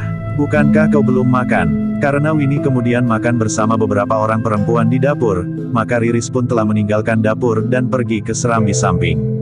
Sejenak ia duduk, sambil memandangi dedaunan di halaman yang bergerak-gerak disentuh angin. Ki Lurah Dipayuda dan Nyi Lurah sama sekali tidak mengganggunya. Dibiarkannya anak gadisnya berangan-angan. Apalagi menurut pendapat Ki Lurah dan Nyi Lurah, anak gadisnya memang sudah menjadi semakin dewasa. Peristiwa yang terjadi di bawah rumpun bambu itu akan mendorongnya untuk mengambil sikap sejalan dengan usia dewasanya. Meskipun kakaknya, Jangkung masih juga belum menunjukkan tanda-tanda bahwa ia mempunyai hubungan dengan seorang gadis, tetapi persoalannya memang berbeda. Jangkung tidak akan mengalami kesulitan sebagaimana dialami oleh Riris. Jika pada suatu saat Riris menjadi istri seseorang, maka tidak akan ada orang yang akan mengganggunya lagi, berkata Nyi Lurah di dalam hatinya. Adalah di luar sadarnya, ketika kemudian sambil membenahi alat-alat yang telah dicuci Nyi Lurah membayangkan kehadiran Barata di dalam keluarganya. "Ah," desahnya di dalam hati, "kami belum tahu siapa anak muda itu. Siapa orang tuanya dari di mana tempat tinggalnya. Namun bagaimanapun juga nama Barata telah terlintas di setiap hati seisi rumah itu. Ki Lurah Dipayuda telah mengenalnya dengan baik dan bahkan mengaguminya. Sementara itu Riris sendiri telah dihinggapi perasaan aneh terhadap anak muda yang belum begitu dikenalnya itu. Ibunya melihat beberapa kelebihan pada anak muda itu, sedang Jangkung nampaknya sesuai benar dengan sikap Barata. Dalam pada itu Barata sendiri memang mulai memperhatikan gadis itu. Namun demikian Barata tidak dapat mengesampingkan kecemasannya tentang tanah perdikan Semboyan. Jika orang-orang Demak yang berada di Pajang menentukan lain dari surat kekancingan yang terdahulu, maka tanah perdikan itu akan menemui kesulitan untuk dapat bertahan. Ketidakhadiran seorang kepala tanah perdikan yang sebenarnya akan dapat menjadi alasan langkah-langkah para pemimpin di Pajang. Apalagi jika diajukan laporan-laporan yang sengaja mengaburkan kemungkinan kelanjutan dari tanah perdikan itu. Mungkin fitnah atau semacam sikap iri hati dari seseorang. Karena itu, meskipun ia merasa terikat dengan tempat tinggal Ki Lurah Dipayuda yang dikenalnya sebagai seorang yang baik dengan sikap kebapaan selama ia memimpin sepasukan prajurit, apalagi ternyata di rumah itu terdapat seorang gadis yang sangat menarik bagi Barata, namun rasa-rasanya tanah perdikan Semboyan telah memanggil-manggil. Demikianlah, menjelang matahari turun di sisi barat, maka Barata dan Jangkung telah pulang dari sawah bersama-sama dengan para pekerja yang lain sambil membawa alat-alat mereka dan meletakkannya di sebelah dapur. Para pekerja itu masih mendapat suguhan minum dan makanan sebelum mereka meninggalkan rumah itu untuk melanjutkan pekerjaan mereka besok pagi. "Besok aku akan ke sawah lagi," berkata Jangkung kepada kawan-kawan yang bekerja di sawahnya. "Tidak usah," sahut salah seorang dari mereka. "Kenapa?" bertanya Jangkung. "Kau sangat mengganggu kami," jawab kawannya itu. "Kenapa mengganggu? Bukankah aku justru membantu?" sahut Jangkung keheranan. Kawannya itu tertawa. Katanya, "Justru kau bantu itu pekerjaan akan cepat selesai. Selain itu, jika kau ada di sawah, kami tidak sempat beristirahat." "Ah," Jangkung tertawa pula. Katanya, "Awas besok aku awasi kalian bekerja. Jika kalian malas, maka gaji kalian akan dipotong sepertiga. Setra akan datang semakin lambat ke sawah dan yang akan dibawa bukan lagi tenong susun, tetapi tenong selembar." Kawan-kawan tertawa. Namun sejenak kemudian, mereka telah pulang ke rumah masing-masing. Jangkung dan Barata pun kemudian bergantian mandi pula. Mereka pun setelah membenahi diri duduk-duduk di serambi gandok sambil menunggu senja turun. Sementara di pendapa dan di bilik dan ruangan rumah itu lampu sudah mulai dinyalakan. Ketika Riris menghidangkan minuman hangat, tiba-tiba saja Jangkung ingin menggodanya. "Hei, untuk siapa minuman ini?" bertanya Jangkung. "Untuk Kakang," jawab Riris. "Kenapa dua?" bertanya Jangkung pula. Ternyata Riris mulai dapat menjawab. "Kakang satu, untuk tamu ayah satu. Biasanya kau tidak membawa minumanku kemari. Biasanya kau suruh aku mengambil sendiri di dapur," berkata Jangkung. Tetapi jawaban Riris justru tenang. "Kau tidak perlu menggodaku lagi Kakang." Riris tidak menunggu jawaban kakaknya. Ia pun segera meninggalkan serambi gandok yang mulai menjadi suram oleh senja yang turun semakin gelap. Riris Jangkung tiba-tiba saja menyusulnya. Dengan ragu-ragu ia bertanya, "Sikapmu nampak bersungguh-sungguh. Jadi, menurut Kakang, aku harus selalu bersikap seperti kanak-kanak?" Justru Riris bertanya. Jangkung menarik nafas dalam-dalam. Sambil menepuk bahu adiknya ia berkata perlahan sekali, "Maafkan aku Riris. Selama ini aku memang masih menganggapmu kanak-kanak. Kau pun bersikap seperti kanak-kanak. Tetapi ternyata pada suatu saat, dengan cepat hatimu berkembang. Dan tiba-tiba aku merasa berhadapan dengan gadis dewasa." Riris tidak menjawab. Dipandanginya kakaknya dengan mata yang tiba-tiba nampak mengembun. "Kau marah Riris?" bertanya kakaknya. Riris menggeleng. Suaranya sendat. "Tidak Kakang." Jangkung tahu bahwa adiknya memang tidak marah. Tetapi sesuatu telah bergejolak di hati gadis itu. Mungkin peristiwa yang terjadi di bawah rumpun bambu itu telah menempa jantungnya. Atau kehadiran seorang anak muda di rumahnya telah membuatnya lebih bersikap dewasa. Tetapi Jangkung tidak bertanya lagi. Dibiarkannya Riris kemudian berjalan menuju ke dapur sambil mengusap matanya yang basah. Riris tidak menunjukkan gejolak di hatinya itu kepada ibunya. Gadis itu langsung menuju ke belakang dapur dan mencari Winnie yang sudah berkemas untuk pulang. Winnie, gadis yang umurnya hampir sebaya, melihat mata Riris yang semburat merah. Dengan kening yang berkerut ia bertanya, "Kenapa Riris? Kakang Jangkung selalu menggangguku. Ia menganggap aku masih saja seperti kanak-kanak. Ia tidak mengerti, bahwa aku telah tumbuh sebagaimana dirinya sendiri, desis Riris. Winnie tersenyum. Meskipun umurnya sebaya, tetapi Winnie nampak lebih dewasa karena pengalaman hidupnya yang berbeda. Winnie yang hidup dalam suasana yang lebih sempit dari Riris itu justru telah lebih banyak mengalami pahit manisnya kehidupan. Sudahlah, Riris, berkata Winnie, itu adalah pertanda bahwa kakakmu itu sangat mengasihimu. Aku iri mempunyai seorang kakak yang sangat memperhatikan adiknya. Aku juga mempunyai kakak, bahkan tidak hanya seorang, tetapi dua. Namun tidak seorang pun di antara mereka yang memperhatikan aku sebagaimana Jangkung memperhatikanmu. Riris mengangguk kecil. Dengan nada lembut Winnie berkata, nah, sekarang kau dapat mencuci muka di Pakiwan. Aku akan minta diri. Besok aku akan datang lebih awal untuk menumbuk padi. Riris mengangguk pula. Katanya, bagaimana jika kau datang bukan besok pagi? Winnie termangu-mangu. Tetapi ia bertanya, lalu kapan? Nanti malam, jawab Riris. Winnie tersenyum pula. Katanya, malam nanti aku harus menemani ibuku. Ayahku pergi untuk 2 hari. Kemana? Bertanya Riris di luar sadarnya. Adik ayahku minta ayah mewakilinya melamar seorang gadis bagi anak paman itu, jawab Winnie. Oh, Riris mengangguk-angguk kecil. Ia pun kemudian bertanya, kenapa ibumu tidak pergi? Ayah pergi bersama kakakku yang sulung. Hanya untuk melamar. Ibu akan pergi nanti jika hari perkawinan itu tiba. Malam nanti ayah akan pergi ke rumah gadis yang akan dilamar itu bersama keluarga terdekat paman. Dan karena itu, maka ayah malam nanti bermalam di rumah paman, jawab Winnie. Riris masih saja mengangguk-angguk. Desisnya, baiklah. Winnie memang menjadi termangu-mangu melihat sikap Riris. Tetapi ia memang harus pulang. Ia tidak terbiasa bermalam di rumah itu. Apalagi ia berharap masih dapat bertemu dengan Dira yang sering berjalan lewat depan rumahnya. Meskipun sejak orang tua Dira datang melamarnya hubungannya justru seakan-akan menjadi tersekat oleh perasaan malu dan segan, namun Winnie selalu berharap dapat bertemu dengan anak muda itu. Sepeninggal Winnie, Riris telah masuk kembali ke dapur. Ia melihat ibunya sudah sibuk menyiapkan makan malam. Apakah Winnie sudah pulang? Bertanya ibunya. Sudah, Ibu. Baru saja, jawab Riris. Sendiri? Bertanya ibunya pula. Ia sendiri, jawab Riris. Lalu katanya malam masih belum terlalu gelap. Ibunya tidak menjawab. Tetapi katanya, siapkan makan ayahmu dan tamunya Riris. Bersama dengan kakakmu sekali. Riris menjadi ragu-ragu. Ibunya tidak mengatakan bahwa ibunya dan Riris sendiri akan makan bersama. Karena itu, dengan jantung yang berdebaran Riris bertanya, hanya bertiga ibu. Ibunya termangu-mangu sejenak. Dengan wajah yang cerah ia telah membantu ibunya menyiapkan makan malam di ruang dalam, di bawah lampu minyak yang terang. Namun ketika kemudian ayah, tamunya dan kakaknya duduk untuk makan bersamanya dan ibunya, maka Barata telah menyatakan bahwa besok pagi-pagi ia akan minta diri. Begitu tergesa-gesa, bertanya Ki Lurah di Payuda. Aku sudah sangat rindu kepada keluargaku, Ki Lurah, jawab Barata. Sejak aku menjadi seorang prajurit, aku belum pernah membuat keluargaku gelisah. Ki Lurah mengangguk-angguk, lah mengerti bahwa orang tua Barata tentu selalu menunggu beritanya. Apalagi Pajang telah kalah. Berbagai gambaran tentu telah membayang. Diikuti oleh ketidakpastian pimpinan pemerintahan yang kemudian berkuasa di Pajang justru bukan Mataram.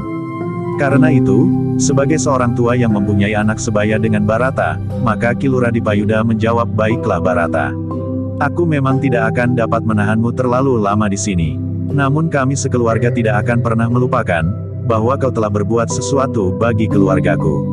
Kau telah menyelamatkan Riris dengan mempertaruhkan keselamatanmu sendiri. Ah, desis Barata, bukankah itu sudah menjadi kewajiban seseorang? Siapapun wajib melakukannya jika terjadi pelanggaran atas hak seseorang. Ki Lurah di Payuda mengangguk-angguk. Dengan nada rendah ia kemudian berkata, bagaimanapun juga, aku berharap bahwa kau akan bersedia datang lagi ke rumahku ini setelah kau bertemu dengan keluargamu. Barata mengangguk-angguk. Dengan nada ragu ia menjawab, ya Ki Lurah. Pada suatu kali, aku tentu akan datang lagi. Aku tidak akan sekedar menunggu kau datang ke rumah ini. Aku akan pergi ke rumahmu, berkata Jangkung tiba-tiba. He, di mana rumahmu? Pertanyaan itulah yang paling ditakuti oleh Barata. Karena itu, maka keringatnya pun tiba-tiba telah membasahi punggungnya.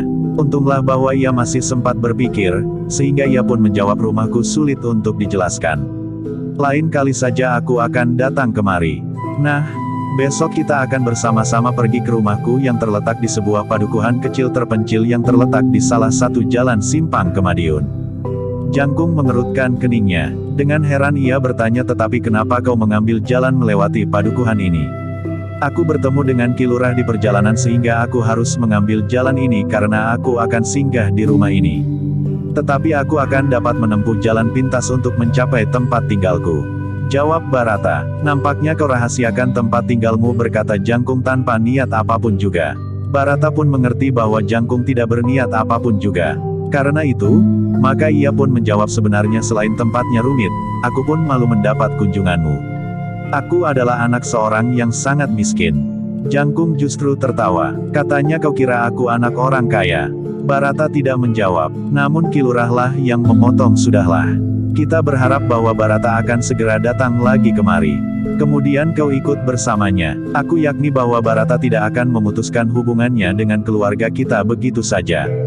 Jangkung menarik nafas dalam-dalam. Tetapi ia pun terdiam. Riris sendiri tidak ikut dalam pembicaraan itu. Ia hanya mendengarkan saja sambil sekali-sekali menghirup minuman hangatnya. Namun ada sesuatu yang tergetar di hatinya. Riris tidak tahu kenapa ia tiba-tiba saja berharap bahwa Barata akan berada di rumahnya lebih lama lagi. Tetapi nampaknya sudah menjadi keputusan, bahwa Barata akan meneruskan perjalanan di keesokan harinya. Sejenak kemudian maka suasana menjadi hening. Mereka berlima telah mulai menyuapi mulut mereka masing-masing. Jangkung yang terbiasa makan sambil sekali-sekali berbicara, ternyata juga tidak mengatakan sesuatu. Namun tiba-tiba saja, dengan tergesa-gesa ia menelan makanan yang sedang dikunyahnya. Ada sesuatu yang teringat di kepalanya. Dengan serta-merta ia berkata, besok kau dapat membawa kudaku seekor. Pilih yang mana saja asal bukan yang terbaru, karena kuda itu sudah ditawar orang. Ah, kau potong ayahnya, jika kau memang ingin memberi kesempatan Barata memilih, biar ia memilih yang manapun. Jangkung mengerutkan keningnya, namun ia pun mengangguk-angguk sambil berkata, ya, kau dapat memilih yang manapun yang kau ingini. Penawaran itu pun masih belum mendekati harga yang aku minta. Sementara aku berbicara tentang harga kuda itu, Riris hampir saja mengalami kesulitan. Tetapi Barata tersenyum sambil menjawab, terima kasih Jangkung. Barangkali bagiku lebih baik jika aku berjalan kaki saja. Sudah lama aku tidak melihat-lihat daerah yang terbentang luas di luar kota Pajang. Aku akan sempat mengenang masa-masa kecilku jika aku menempuh perjalananku dengan berjalan kaki. Jangan menolak Barata, berkata Jangkung, aku bersungguh-sungguh. Aku mengucapkan terima kasih yang sebesar-besarnya. Mungkin pada kesempatan lain aku akan datang mengambilnya. Tetapi jangan sekarang. Apakah keberatanmu? Bertanya Ki Lurah. Barata memang menjadi bingung. Tetapi ia merasa bahwa ia tidak sepantasnya menerima pemberian itu. Karena itu, maka akhirnya ia berkata, Ki Lurah, aku masih harus menjalani laku. Bukan saja untuk kepentingan ilmuku, tetapi karena aku berjalan kaki saat aku memasuki kota Pajang sebelum aku menjadi prajurit, maka aku akan pulang dengan berjalan kaki pula. Ini bagiku memang akan merupakan laku untuk membantu mematangkan ilmuku.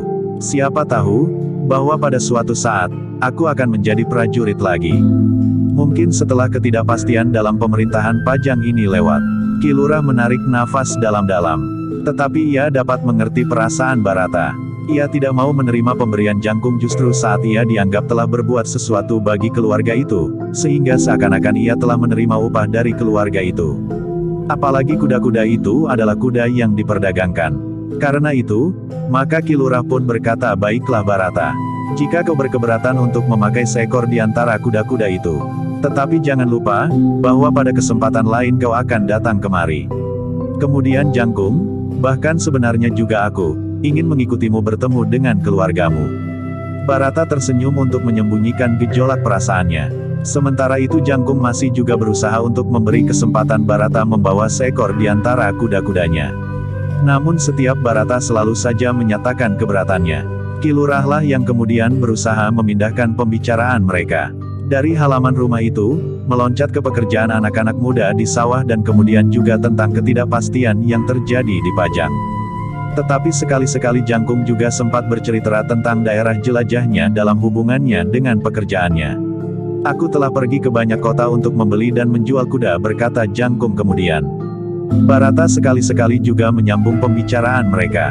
Namun kemudian ia lebih banyak mendengarkan. Hanya jika Ki Lurah berbicara tentang pemerintahan di Pajang yang berubah, Barata sekali-sekali telah menanggapinya. Beberapa saat kemudian, maka mereka pun telah selesai. Barata telah berada di biliknya kembali.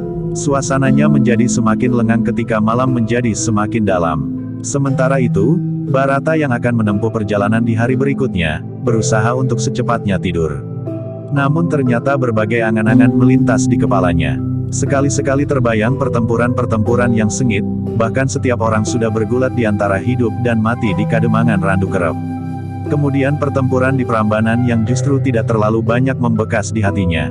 Kemudian sikap beberapa orang pemimpin di Pajang dan para pemimpin yang datang dari Demak. Beberapa lama Barata sempat membayangkan Kasada dengan kedudukannya yang baru. Di luar sadarnya Barata tersenyum sendiri. Namun kemudian yang menutup segala angan-angannya itu adalah bayangan wajah Riris. Tetapi Barata berusaha keras untuk menyingkirkan semua angan-angannya. Ia mencoba untuk membenamkan diri pada kesepian malam agar ia dapat segera tidur untuk tidak merasa letih di keesokan harinya jika ia berjalan menempuh jarak yang panjang. Ia sadar bahwa ia tidak akan dapat menyelesaikan perjalanannya dari matahari terbit sampai matahari terbenam. Kecuali beberapa bagian jalan masih rumpil dan tidak dapat dilalui dengan cepat, maka ia tentu akan terpaksa berhenti di perjalanan untuk makan dan minum. Barata menggeretakkan giginya ketika ia teringat kemungkinan buruk dengan bertemu orang-orang yang dapat menyangkanya puguh. Persetan dengan puguh geramnya, namun akhirnya Barata itu sempat pula tertidur nyenyak. Malam yang sepi dan udara yang sejuk telah menenggelamkannya ke dalam suasana yang hening. Seperti biasanya, pagi-pagi sekali, Barata sudah terbangun. Ia pun segera pergi ke Pakiwan. Setelah mengisi jambangan maka ia pun telah mandi. Sebelum matahari terbit Barata telah selesai berbenah diri. Ia menunggu Ki Lurah di Payuda dan keluarganya bangun untuk minta diri. Tetapi Barata terkejut, ketika dalam keremangan fajar, Riris datang membawa minuman panas ke Serambi Gandok. Memang gadis itu membawa 2 mangkuk minuman. Tetapi jangkung agaknya masih belum berada di Serambi. Barata yang berada di Serambi Gandok itu pun telah bangkit untuk menerima mangkuk-mangkuk itu dan meletakkannya di amben kecil yang berada di Serambi itu. Terima kasih, desis Barata sendat. Namun Riris itu pun kemudian berkata, silahkan minum Kakang. Nanti Kakang Jangkung akan segera menyusul. Nampaknya Kakang baru mandi. Terima kasih Barata memang sedikit gagap. Apalagi karena Riris yang berdiri di tangga Serambi itu tidak segera pergi. Bahkan kemudian gadis itu berkata, Kakang, sebelum Kakang berangkat, aku ingin menyempatkan diri mengucapkan terima kasih atas segala pertolongan Kakang. Ah, Barata berdesah, lupakan saja Riris. Sudah aku katakan, itu adalah kewajiban setiap orang. Tetapi apakah aku akan dapat melupakannya? Bertanya Riris. Barata memang menjadi bingung. Namun Riris melanjutkan, satu peristiwa yang sangat penting di dalam hidupku. Jika Kakang saat itu tidak menolongku, mungkin jalan hidupku akan jauh berbeda. Barata kebingungan untuk menjawab. Akhirnya ia berkata, kita wajib bersyukur kepada Yang Maha Agung. Riris mengangguk kecil. Katanya, ya, Kakang, kita bersyukur atas perlindungan Yang Maha Agung. Riris pun kemudian melangkah surut. Tetapi ia masih berkata, hatiku rasa-rasanya tidak lagi diberati oleh beban perasaan setelah aku sempat mengucapkan terima kasih kepadamu Kakang. Riris tidak menunggu jawaban. Ia pun kemudian berbalik dan melangkah meninggalkan Barata. Sementara itu langit menjadi semakin terang. Jangkung telah selesai mandi dan berbenah diri. Ketika ia pergi ke Serambi ia melihat 2 mangkuk minuman telah tersedia. Siapa yang membawa mangkuk ini kemari? Bertanya Jangkung. Meskipun dengan agak segan, namun Barata menjawab pula Riris. Jangkung pun menanggapi jawaban itu dengan sikap yang berbeda, lah juga tidak lagi bersikap kekanak-kanakan. Karena itu, maka ia pun kemudian berkata, marilah. Nanti dingin. Barata telah menghirup minuman hangat itu. Namun kemudian ia pun berkata, aku akan mohon diri, mumpung hari masih pagi. Aku akan menempuh perjalanan panjang. Kenapa kau menolak tawaranku untuk membawa seekor kuda? Jangkung masih bertanya, tetapi Barata hanya tersenyum saja. Jika ia harus menjawab, maka jawabannya akan sama saja seperti yang pernah diucapkan. Jangkunglah yang kemudian mengangguk-angguk sambil berkata, baiklah. Aku akan melihat apakah ayah dan ibu sudah bangun. Ketika Jangkung masuk ke ruang dalam, dilihatnya ayahnya juga sudah bangun dan duduk di ruang dalam. Dengan nada rendah ia bertanya, di mana ibu? Ayah. Di dapur, jawab ayahnya. Sebenarnya lah ibunya sedang sibuk menyiapkan makan bagi Barata yang akan meninggalkan rumah itu. Kawani anak muda itu makan. Kau yang sudah mandi dan berbenah diri.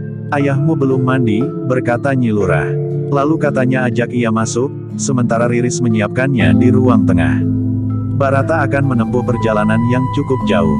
Karena itu maka biarlah ia makan pagi lebih dahulu. Jangkung mengangguk-angguk. Ia pun kemudian keluar lagi ke Serambi Gandok, sementara Riris menyiapkan makan pagi bagi Barata dan Jangkung. Barata tidak menolak ketika Jangkung mempersilahkannya. Bersama Jangkung, Barata makan hidangan hangat ditunggui oleh seluruh keluarga Ki Lurah di Payuda. Tidak banyak lagi yang mereka katakan. Seakan-akan semuanya sudah tuntas diucapkan hari-hari sebelumnya. Yang kemudian dikatakan oleh Barata setelah selesai makan dan minum adalah pernyataan minta diri untuk meninggalkan rumah itu. Baiklah, Barata, berkata Ki Lurah di Payuda, hati-hati di jalan. Kadang-kadang kita menjumpai hal-hal yang tidak kita inginkan. Semoga Yang Maha Agung melindungi perjalananmu. Terima kasih Ki Lurah, desis Barata. Aku berjanji bahwa pada satu saat aku akan datang lagi kemari. Kami menunggu kedatanganmu, sahut Nyi Lurah. Aku berjanji Nyi Lurah, aku akan berusaha untuk tidak terlalu lama, jawab Barata. Kepada Riris pun Barata telah minta diri. Sekali lagi Riris mengulangi ucapan terima kasihnya. Bahkan dengan suara lembut ia berkata, kembalilah secepatnya. Barata mengangguk kecil. Jawabnya, aku akan berusaha. Demikianlah, maka Barata pun telah meninggalkan rumah itu. Keluarga Ki Lurah di Payuda telah melepaskannya di regol halaman rumahnya. Ia benar-benar menolak membawa seekor kuda, desis Jangkung. Cobalah mengerti perasaannya, berkata Ki Lurah. Jangkung mengangguk-angguk. Mereka mengawasi sampai Barata hilang di balik tikungan. Baru kemudian mereka masuk kembali ke halaman. Anak muda yang perkasa, berkata Ki Lurah di Payuda, kemampuannya hanya dapat diimbangi oleh anak muda yang lain, yang sebayanya atau sedikit lebih tua. Kasada, anehnya keduanya mempunyai wajah yang mirip. Memang berbeda, tetapi ada kesamaannya. Kasada lebih beruntung dari Barata, berkata Jangkung. Karena Barata mengundurkan diri dari keprajuritan. Seandainya Barata tidak mengundurkan diri, maka sulit bagi para pemimpin untuk menentukan, apakah Barata atau Kasada yang pantas diangkat untuk menjadi lurah Penatus. Jika kedua anak muda itu diminta pendapatnya, mereka tentu akan saling menunjuk yang lain. Namun Kasada tentu berkeberatan untuk memegang jabatan itu jika Barata ada, karena Kasada merasa nyawanya pernah diselamatkan oleh Barata.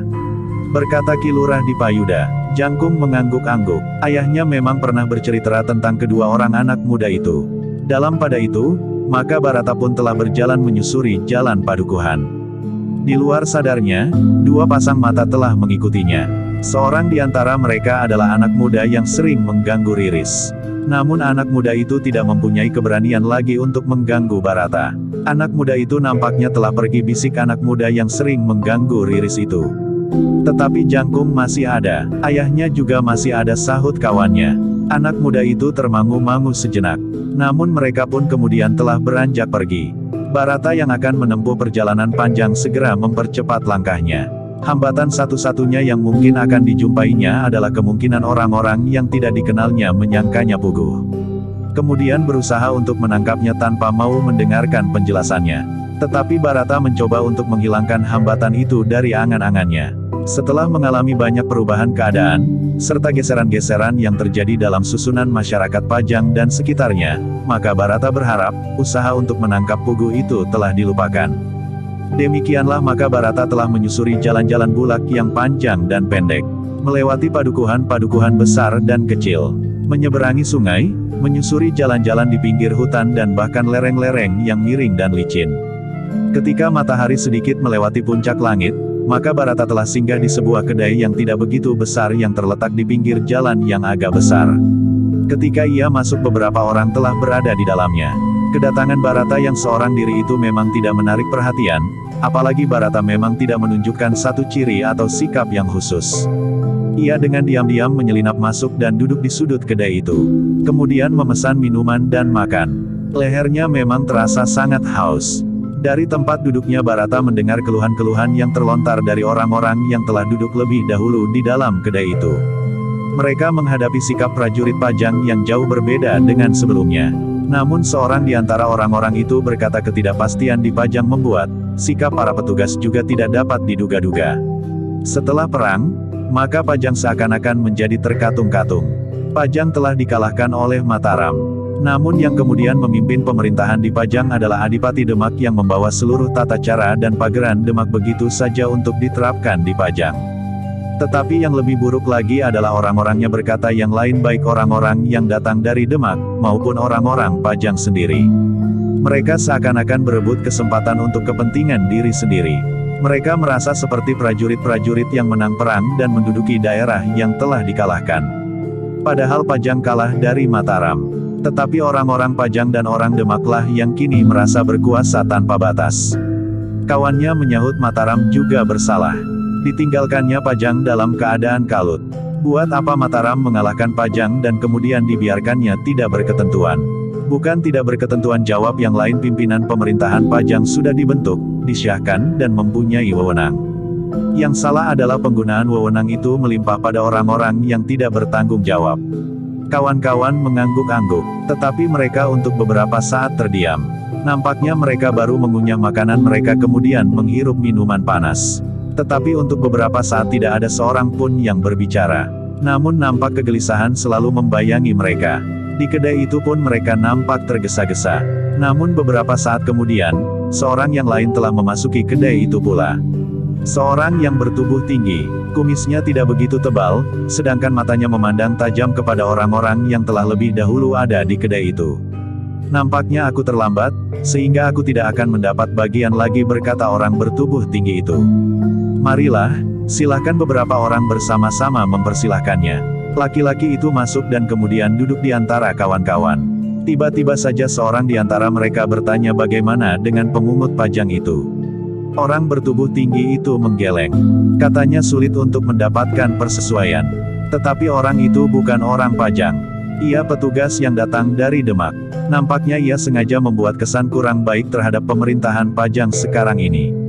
Ah, tentu tidak. Pimpinan pemerintahan di Pajang sekarang adalah Adipati Demak yang datang dengan segenap kebesarannya, jawab kawannya. Orang bertubuh tinggi itu menarik nafas dalam-dalam. Katanya keadaan memang belum dapat diatur dengan baik. Masih banyak prajurit yang bertindak lepas dari pageran yang justru bertentangan dengan tugas mereka. Baik yang datang dari Demak, maupun prajurit yang sejak semula memang prajurit Pajang. Barata mendengar pembicaraan itu dengan jantung yang berdebar-debar.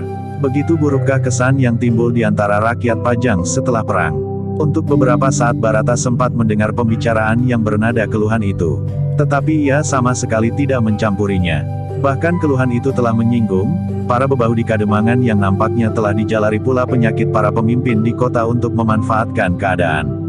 Beberapa saat kemudian, maka Barata yang telah selesai dengan makan dan minum itu telah bangkit dari tempat duduknya setelah membayar harganya. Seperti ketika ia masuk maka ia pun kemudian telah keluar dari kedai itu. Namun ia telah mendapatkan sesuatu. Ia telah mendapat kesan tentang kehidupan di Kademangan-Kademangan yang semula tidak pernah mengalami persoalan-persoalan sebagaimana setelah perang selesai. Beberapa saat kemudian, Barata telah meneruskan perjalanannya. Ia berjalan terus meskipun terik matahari bagaikan membakar tengkuknya, karena matahari telah semakin condong ke barat, sementara Barata berjalan ke arah timur. Untunglah bahwa ketika ia berjalan di Bulak Panjang, di sebelah menyebelah jalan ditanam pohon turi yang meskipun tidak terlalu lebat, namun daunnya cukup membayangi panasnya sinaf matahari. Pohon turi itu berjajar sepanjang bulak itu sendiri. Bunganya yang keputih-putihan telah memberikan hasil tersendiri bagi para petani yang menanamnya, karena bunganya itu akan dapat dimasak meskipun rasanya agak kepahit-pahitan, tetapi terasa segar sekali. Lewat Bulak Panjang, Barata memasuki pategalan yang ditumbuhi berbagai pepohonan. Pohon yang besar dan diselingi dengan beberapa jenis tanaman. Namun langkah Barata tiba-tiba terhenti. Ia mendengar sesuatu yang mencurigakan. Karena itu, maka oleh nalurinya, ia pun telah meloncat memasuki pagar pategalan itu dan menyusup di antara tanaman-tanaman yang tumbuh lebat. Barata tertegun ketika ia melihat pertempuran yang sengit di antara pepohonan di pategalan itu. Seorang yang bertempur melawan 4 orang. Namun Barata memang terlambat. Ia tidak sempat berusaha memisahkan pertempuran itu. Seorang yang harus bertempur melawan ke-4 orang itu telah kehilangan kesempatan untuk melawan ketika ujung parang salah seorang yang mengeroyoknya membenam di dadanya. Barata semakin terkejut ketika ia sempat melihat lebih jelas. Orang yang terbunuh itu adalah seorang prajurit. Menurut ciri dan tanda-tanda yang lekat pada pakaiannya, ia adalah prajurit Pajang. Apa yang terjadi? Tiba-tiba Barata melangkah mendekat. Keempat orang itu terkejut. Serentak mereka mengajukan senjata mereka kepada Barata. Apa yang telah terjadi? Bertanya Barata. Keempat orang itu bergerak maju selangkah. Seorang di antara mereka bertanya, siapa kau? Kenapa kau ikut campur dalam persoalan kami? Aku tidak ikut campur, jawab Barata. Adalah kebetulan bahwa aku baru lewat di jalan sebelah ketika aku mendengar pertempuran ini terjadi. Tiba-tiba saja aku ingin melihatnya. Ternyata di sini seorang prajurit telah terbunuh. Kenapa kau mempedulikan apa yang terjadi? Kenapa kau tidak berjalan saja? Terus bertanya yang lain. Tiba-tiba saja aku meloncati pagar, jawab Barata. Perkelahian dimanapun tentu menarik perhatian. Tetapi kau telah melihat akhir dari perkelahian ini. Salahmu, atau nasibmu yang sangat buruk. Jika kau kami biarkan pergi maka kau akan dapat menjadi sumber bencana di sini, geram orang tertua di antara mereka. Kenapa prajurit itu kau bunuh? Bertanya Barata. Kami memang sudah merencanakannya. Prajurit rakus itu telah merampas lembu kami. Kemudian ia datang lagi membawa 3 ekor kambing kami. Terakhir, ia berniat untuk membawa kuda kami. Tidak ada jalan yang terbaik daripada membunuhnya, jawab orang tertua. Sebenarnya kau tidak perlu berbuat demikian. Kau dapat melaporkannya kepada atasannya, jawab Barata. Kau kira orang itu tidak justru mengancam jiwa kami? Jika ia mati maka tidak akan dapat berbuat apa-apa lagi. Aku tidak ingin menginjak ular di ekornya. Ia akan mematuk kakiku. Aku harus menginjak langsung kepalanya, jawab orang itu. Barata tertegun ketika ia melihat pertempuran yang sengit di antara pepohonan di Pategalan itu. Seorang yang bertempur melawan 4 orang. Namun Barata memang terlambat. Apakah kawan-kawan tidak akan mencarinya? Bertanya Barata. Jika orang itu mati dan aku kuburkan dalam-dalam di Pategalan ini, tidak akan ada orang yang tahu siapa yang membunuhnya. Tetapi bahwa kau telah melihatnya, maka kau pun harus dikubur pula di Pategalan ini, geram orang tertua itu. Jangan berbuat semakin liar. Bukankah aku tidak mengenalmu? Apa yang dapat aku katakan tentang kalian jika kau anggap aku akan melaporkan peristiwa ini kepada siapapun juga, jawab Barata. Persetan, ternyata kau sudah berpendapat lain dengan kami. Kau anggap bahwa persoalan ini dapat diselesaikan tanpa pembunuhan. Tetapi tidak mungkin. Karena itu, maka nasibmulah yang buruk. Kau harus kami kuburkan bersama prajurit itu. Siapa tahu kau petugas sandi. Apalagi kau memang membawa pedang. Barata memang menjadi agak bingung. Ia tidak mengira bahwa tiba-tiba saja ia telah terlempar ke dalam satu keadaan yang sulit. Ia telah kehilangan kesempatan untuk memilih sikap ketika orang-orang itu kemudian berpencar dan mengepungnya. Senjata mereka teracu-acu, sementara sorot yang memancar dari wajah mereka membayangkan kebencian yang sangat. Tunggu, Kisanak, Barata masih mencoba mencegah keempat orang itu. Aku tidak tahu apa-apa. Jangan kalian libatkan aku ke dalam persoalan yang tidak aku mengerti. Ini adalah upah orang yang ingin tahu persoalan orang lain. Sesali sikapmu, tetapi tidak ada gunanya lagi, karena kau harus mati. Jika bukan kau yang mati, maka kami berempat akan mati. Geram salah seorang di antara mereka. Sebenarnya kita dapat berbicara, berkata Barata. Sebenarnya aku harus berpihak kepadamu, karena aku juga tidak senang melihat kesewenang-wenangan. Aku tidak peduli, aku belum mengenalmu. Kau dapat saja memutar balikkan kata-katamu. Tetapi sebenarnya kau petugas sandi yang akan menangkap kami karena kami telah membunuh seorang prajurit. Jawab yang lain. Barata benar-benar kebingungan. Tetapi ia tidak sempat berpikir lebih jauh. Ketika keempat pedang di tangan keempat orang itu mulai menyambarnya dan bahkan hampir saja menggores kulitnya, maka Barata memang harus menarik pedangnya. Ternyata keempat orang itu sama sekali tidak mau mengerti apa yang dikatakannya. Mereka bertempur bagaikan orang-orang yang sedang mabuk kecubung. Semula Barata masih berusaha untuk setiap kali menghindar dan menangkis serangan-serangan keempat orang itu, semakin lama menjadi semakin cepat dan semakin berbahaya. Mereka bukan saja petani-petani yang tidak mengenal ilmu pedang, tetapi mereka memiliki bekal kemampuan yang cukup, sehingga karena itu, maka mereka berempat mampu mengalahkan seorang prajurit. Orang yang tertua di antara keempat orang itu, yang bersenjata sebuah parang, ternyata memiliki kemampuan tertinggi di antara kawan-kawan. Dengan cepat ia berusaha menembus pertahanan Barata. Rupa-rupanya orang itu bukan saja memang berniat benar-benar membunuh, tetapi juga ingin melakukan secepat-cepatnya. Ternyata Barata kemudian mulai terdesak. Ia tidak dapat sekedar menghindar dan menangkis. Jika ia hanya menghindar dan menangkis, maka pada satu saat ia pun akan terbaring di pategalan itu. Mati, sebagaimana prajurit yang telah terbunuh itu untuk kemudian dikubur di pategalan itu pula. Karena itu, maka akhirnya Barata memutuskan untuk menghadapi keempat orang itu sebagaimana seharusnya. Ia tidak ingin mati sia-sia di tempat yang tidak diketahui itu dan dalam persoalan yang tidak dimengertinya. Namun Barata masih mencoba memperingatkan keempat orang itu. Katanya Kisanak, sekali lagi aku memperingatkan kalian. Jangan menjadi liar seperti itu. Aku tidak tahu menahu persoalan yang terjadi di sini. Kita belum berkenalan, bahkan aku tidak tahu di kademangan mana aku sekarang berada. Karena itu bukan sewajarnya jika kita harus bermusuhan. Persetan geram yang tertua, tutup saja mulutmu, atau aku koyakkan dengan parangku. Jika kalian tidak mau mendengarkan peringatanku yang terakhir ini, maka kalianlah yang akan dikubur bersama-sama dengan prajurit itu, geram Barata yang mulai marah. Anak iblis, seorang di antara keempat orang itu hampir berteriak, kau kira kau siapa dapat mengalahkan kami berempat? Kita sudah terlanjur tidak saling mengenal, sahut Barata, siapapun kita, tetapi kita sudah benar-benar akan saling membunuh. Keempat orang itu menjadi semakin marah. Mereka dengan geram telah berloncatan menyerang. Tetapi Barata tidak saja sekedar menangkis dan mengelak. Tetapi ketika ia benar-benar terdesak, maka ia pun telah mulai menyerang. Pedangnya mulai berputaran dengan cepatnya, melindungi dirinya. Namun sekali-sekali pedangnya telah menebas dengan cepat. Keempat orang itu terkejut. Mereka merasakan perubahan sikap lawan mereka yang masih muda itu. Ayunan pedangnya menjadi berat dan sambaran anginnya terasa menamparkan wajah-wajah mereka yang geram. Anak iblis, geram orang tertua, kau mencoba untuk menyelamatkan dirimu ya? Setiap yang hidup akan berusaha mempertahankan hidupnya, jawab Barata. Lalu katanya pula, jika perlu, maka untuk mempertahankan hidup itu pula aku akan menebas hidup orang lain. Lebih baik aku membunuh daripada aku dibunuh di sini. Aku tidak mau mati tanpa arti. Barata yang telah pernah melepaskan dirinya dari maut yang hampir saja mencengkamnya di kademangan Randu Kerep di saat ia menghadapi orang-orang Mataram. Juga beberapa kali sebelumnya, ketika orang-orang yang tidak diketahuinya berusaha untuk membunuh atau menangkapnya karena ia disangka puguh, kini tiba-tiba ia harus berhadapan dengan maut yang tidak diketahui ujung pangkalnya. Karena itu, maka Barata yang menjadi semakin marah itu benar-benar telah mempergunakan ilmu pedangnya yang menggetarkan jantung lawan-lawannya. Keempat orang itu semula merasa tidak akan mengalami banyak kesulitan. Mereka merasa lebih kuat dan berhasil membunuh seorang prajurit, apalagi hanya seorang anak muda yang lewat. Tetapi keempat orang itu benar-benar membentur satu kenyataan yang lain.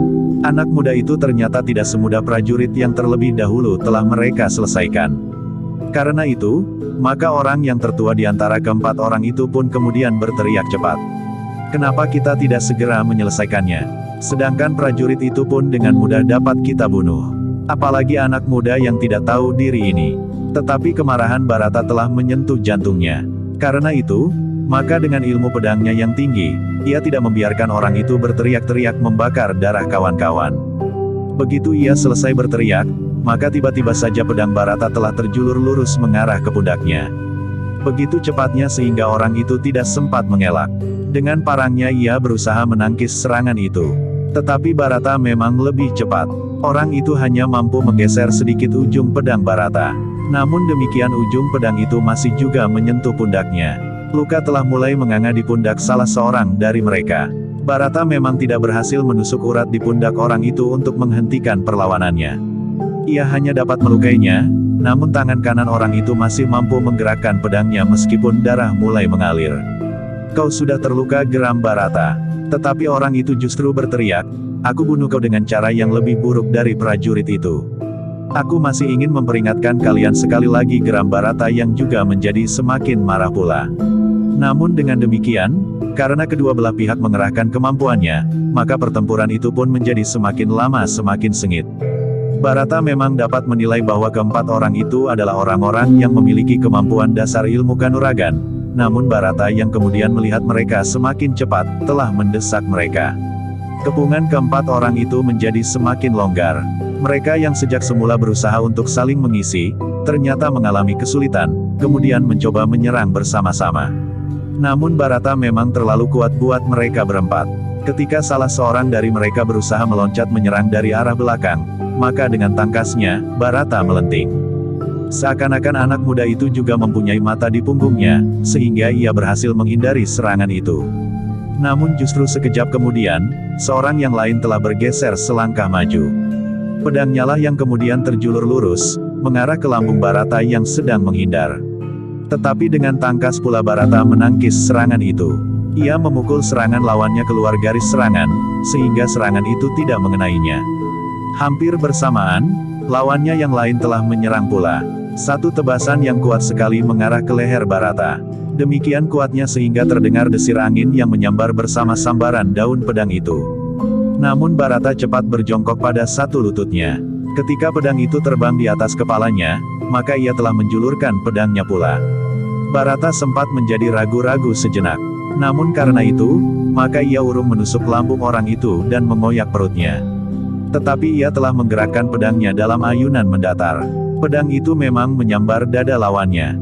Tetapi hanya pada kulitnya, luka itu tergores memanjang, tetapi tidak dalam. Meskipun demikian, lawannya itu telah meloncat mundur. Bajunya yang koyak telah membekas darah yang kemudian mengalir dari lukanya yang panjang. Betapapun kemarahan membakar jantung Barata, tetapi ia masih juga sempat mengekang dirinya. Karena itu, maka setelah dua orang lawannya terluka, maka sekali lagi ia berkata, aku masih membuka kemungkinan untuk membuat penyelesaian yang lebih baik dari pembunuhan. Persetan geram orang yang telah terluka pundaknya. Dengan garang ia menyerang. Parangnya terayun cepat mengarah ke kening. Namun Barata sempat mengelak sambil berkata, dua orang di antara kalian telah terluka.